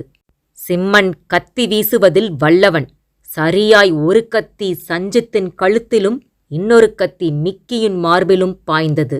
சஞ்சித் அலறியபடியே கீழே விழ மிக்கியும் கீழே விழுந்தான். விழுந்த பின்பும் பிஸ்டலை சிரமத்துடன் உயர்த்தி சிம்மனை நோக்கி விசையை அழுத்தினான். ஏற்கனவே ஒரு தோட்டா சிம்மனின் இடது மார்பில் பாய்ந்திருக்க 2வது தோட்டா முன்னெற்றியை துளைத்தது. மிக்கி, சஞ்சித், சிம்மன் மூவரும் கீழே சரிந்து புரளத் தொடங்கினார்கள். சிம்மனின் அலறல் அந்த குகையையே அதிர வைத்தது. 18 கை குங்குமக்காளியிடம் நின்று கொண்டிருந்த ஆதவன் அலறல் சத்தம் கேட்டு அதிர்ந்தான். கையில் ஒரு தீப்பந்தத்தை எடுத்துக்கொண்டு ஓடி வந்தான் ஆதவன். அங்கே நடந்தது எதுவும் அறியாத ஆதவன் சடலமாய்க் கிடந்த சிம்மனை பற்றி உலுக்கினான். குகையின் சுவர் ஓரமாய் பீதியாய் நின்று கொண்டிருந்த செங்குருவி இருளை விட்டு வெளியே வந்தாள். செங்குருவி திக்கி திக்கி நடந்ததை சொல்ல ஆதவன் சிம்மனின் நாடியை பிடித்தான். நாடி துடிக்கவில்லை. சிம்மனுக்கு உயிரில்லை என்பதை உணர்த்தியது. ச்சே, சிம்மன் செத்துட்டானே! ஆதவன் செங்குருவியை பார்த்தான். நீ யாரு? என் பேரு செங்குருவி. அவனுங்க யாரு? சடலமாய்க் கிடந்த மிக்கியையும் சஞ்சித்தையும் சுட்டிக்காட்டினான். அவங்க யாருன்னு எனக்கு தெரியாது. நான் பேயாத்துல குளிச்சுட்டு இருந்தப்போ என் கையில இந்த சிவசாமி கிடைச்சாரு. நடந்ததை ஒன்றுவிடாமல் சொல்லி முடித்தாள். ராஜமரகத லிங்கத்தை ஆதவனின் கண்களுக்கு முன்னால் காட்டினாள். தீப்பந்த வெளிச்சம் ராஜமரகத லிங்கம் மீது பட்டதுமே குகை முழுவதுமே பச்சை வண்ணமாய் ஒளிர்ந்தது. ஆதவனின் மனசுக்குள் மணியடித்தது. இந்த மரகதலிங்கம் மாதிரி இன்னும் எத்தனை மரகதலிங்கம் இந்த மலையில இருக்கோ, எல்லாத்தையும் நான் இன்னைக்கு அடைஞ்சே தீருவேன். ஏற்கனவே 2 பொண்ணுங்க இருக்காங்க, இப்ப 3வது பொண்ணும் கிடைச்சிட்டா. 3 பேரையும் 18 கை குங்குமக்காளிக்கு உயிர் பலி கொடுத்து அந்த 1.5 லட்சம் கோடி மதிப்புள்ள பொக்கிஷம் எல்லாத்தையும் எனக்கே எடுத்துக்குவேன். கொஞ்சம் என்ன குகைக்கு வெளியே கூட்டிட்டு போறீங்களா? செங்குருவி ஆதவனிடம் கெஞ்சுவது போல கேட்டாள். சரி, என் பின்னால வா. விஷமமாய் சிரித்தபடியே ஆதவன் முன்னால் நடக்க செங்குருவி பலியாடு போல பின்னால் நடந்தாள். 18 கை குங்குமக்காளி சிலையிருந்த இடத்திற்கு இருவரும் வந்து சேர்ந்தார்கள். கருங்கல் தூண்களில் கட்டிக்கிடந்த சொப்னாவையும் வதனாவையும் கவனித்ததும் மிரண்டாள் செங்குருவி. இவங்கெல்லாம் யாரு? எதுக்காக கட்டி போட்டிருக்கீங்க? ஆதவன் பதிலே பேசவில்லை. அவன் கண்கள் வீச்சறிவாளை தேடிக்கொண்டிருந்தன. மயக்கத்திலிருந்த சொப்னாவும் வதனாவும் கண்களை திறந்திருந்தார்கள். செங்குருவியை பார்த்து வதனா கத்தினாள். ஓடு, வெளியில ஓடிடு, இவன் உன்னை கொல்ல போறான். செங்குருவி திடுக்கிட்டு நிமிர ஆதவன் கையில் வீச்சறிவாளை எடுத்துவிட்டான். நல்ல பளபளப்பான வீச்சறிவாள். பயந்து ஓட முயன்ற செங்குருவியை ஒரே தள்ளாய் 18 கை குங்குமக்காளியின் பாதங்களை நோக்கித் தள்ளினான். குங்குமக்காளி சிலையின் பாதங்களுக்கு கீழே போய் குப்புற விழுந்தாள் செங்குருவி. ஓம் காளி, ஓம் காளி, ஓம் காளி. ஏற்கனவே சிம்மனிடம் வந்து கற்று வைத்திருந்த மந்திரத்தை முணுமுணுத்தபடியே வீச்சறிவாளை உயர்த்தினான். உயர்த்திய வீச்சறிவாளை செங்குருவியின் கழுத்துப் பகுதியை நோக்கி இறக்கிய கணம் செங்குருவி சட்டென புரண்டாள். ராஜமரகதலிங்கத்தை கீழே வைத்துவிட்டு குவியலாய்க் கிடந்த குங்குமத்தையும் மஞ்சள் தூளையும் 2 கைகள் நிறைய அள்ளி ஆதவனின் முகத்தை நோக்கி வீசினாள். ஆதவன் நிலைத்தடுமாறிப் போனான். வீச்சறிவாள் குங்குமக்காளியின் பாதங்களில் பட்டு நங்கென்று ஒலித்தது. விடமாட்டேன், உன்னை விடமாட்டேன். ஆதவன் வெறியானான்.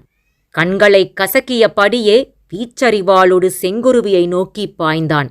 செங்குருவி விருட்டென 18 கை குங்குமக்காளி சிலைக்கு பின்னால் பதுங்கினாள். ஆதவன் செங்குருவியை நோக்கி வந்தான். ஏய், வெளியில வா. வரமாட்டேன். இப்போ வரப்போறியா இல்லையா? நான் வரமாட்டேன். கைகள் 2ஐயும் முன்பக்கமாய் 18 கை குங்குமக்காளியின் சிலையிடுக்கில் நுழைத்து கோர்த்தபடி குங்குமக்காளி சிலையை கட்டிக்கொண்டாள். மரியாதையாய் எழுந்து வந்துரு. கண்கள் சிவக்க உருமினான். ஒரு கையில் வீச்சறிவாளை வைத்துக்கொண்டு இன்னொரு கையால் செங்குருவியின் தலைக்கேசத்தை கொத்தாய் பற்றி தன் பலத்தையெல்லாம் திரட்டி குங்குமக்காளி சிலையின் முன்பக்கமாய் இழுத்தான். சொப்னாவும் வதனாவும் செய்வதறியாது திகிலுடன் அந்த காட்சியை பார்த்து கொண்டிருந்தனர். ச்சே, இவ்ளோ கொடூரமானவனா போயா நான் காதலிச்சேன். வதனா வெறுப்பும் கசப்புமாய் ஆதவனையே வெறித்தாள். எழுந்து வாடி. செங்குருவியின் தலைக்கேசத்தை மூர்க்கத்தனமாய் இழுக்க செங்குருவி தன்னுடைய பிடியை இறுக்கினாள். ஆதவன் இழுக்க இழுக்க செங்குருவி திமிர திமிர குங்குமக்காளி சிலை ஆடியது. 18 கைகளில் ஒரு கையிலிருந்த சூலாயுதம் போன்ற கூர்மையான ஆயுதத்தின் பிடி உடைந்தது. அந்த கூர்மையான ஆயுதம் ஆதவனின் கழுத்தில் விழுந்து ஆழமாய் பாய்ந்தது. யாருமே இதை எதிர்பார்க்கவில்லை. வீச்சறிவாளை நழுவவிட்டான். ரத்தம் குபுகுபுவென்று வழிந்து கழுத்துப் பகுதியை கையை வைத்து அழுத்திக் கொண்டு கீழே விழுந்து புரண்டான். செங்குருவி மெல்ல எழுந்தாள். வதனாவும் சொப்னாவையும் கயிற்றை அவிழ்த்து விடுவித்தாள். குகை வாசலில் நிழலாடியது. மயக்கம் தெளிந்து எழுந்து எப்படியோ குகையை கண்டுபிடித்து ஜெயந்த் வந்துவிட்டான். சொப்னா ஓடிப்போய் அவன் தோளில் சாய்ந்து விம்மினாள். கழுத்து நரம்பு துண்டாகி இரத்தம் வெளியேறி அதே இடத்திலேயே கொஞ்சம் கொஞ்சமாய் அடங்கிக் கொண்டிருந்த ஆதவனையே கண்களில் நீர்மல்க பார்த்து கொண்டிருந்தாள் வதனா. வாங்க, எல்லாரும் முதல்ல குகையை விட்டு வெளியே போயிடலாம். நடந்தத ஊர்க்காரங்க கிட்ட சொல்லி போலீஸ்காரங்கள வரவழைக்கலாம் என்று சொன்ன செங்குருவி ஒரு கையில் தீப்பந்தத்தையும் இன்னொரு கையில் ராஜமரகத லிங்கத்தையும் எடுத்துக்கொண்டாள். சொப்னாவும் வதனாவும் கைகளைக் குவித்து செங்குருவியை கும்பிட்டார்கள். எங்கள காப்பாத்தினதுக்கு எப்படி நன்றி சொல்றதுன்னே தெரியல, தழுதழுத்தார்கள். உங்கள காப்பாத்தினது நான் இல்ல, வேற யாரு? குழப்பமாய் செங்குருவியை நோக்கினார்கள். செங்குருவி நிறுத்தி நிதானமாய் சொன்னாள், இந்த மரகத சிவசாமிதான் நம்ம எல்லாரையும் காப்பாத்தினது. ராஜமரகத லிங்கத்தை தொட்டு கும்பிட்டு விட்டு எல்லோரும் குகைவாசலின் வெளிச்சத்தை நோக்கி நடந்தார்கள்.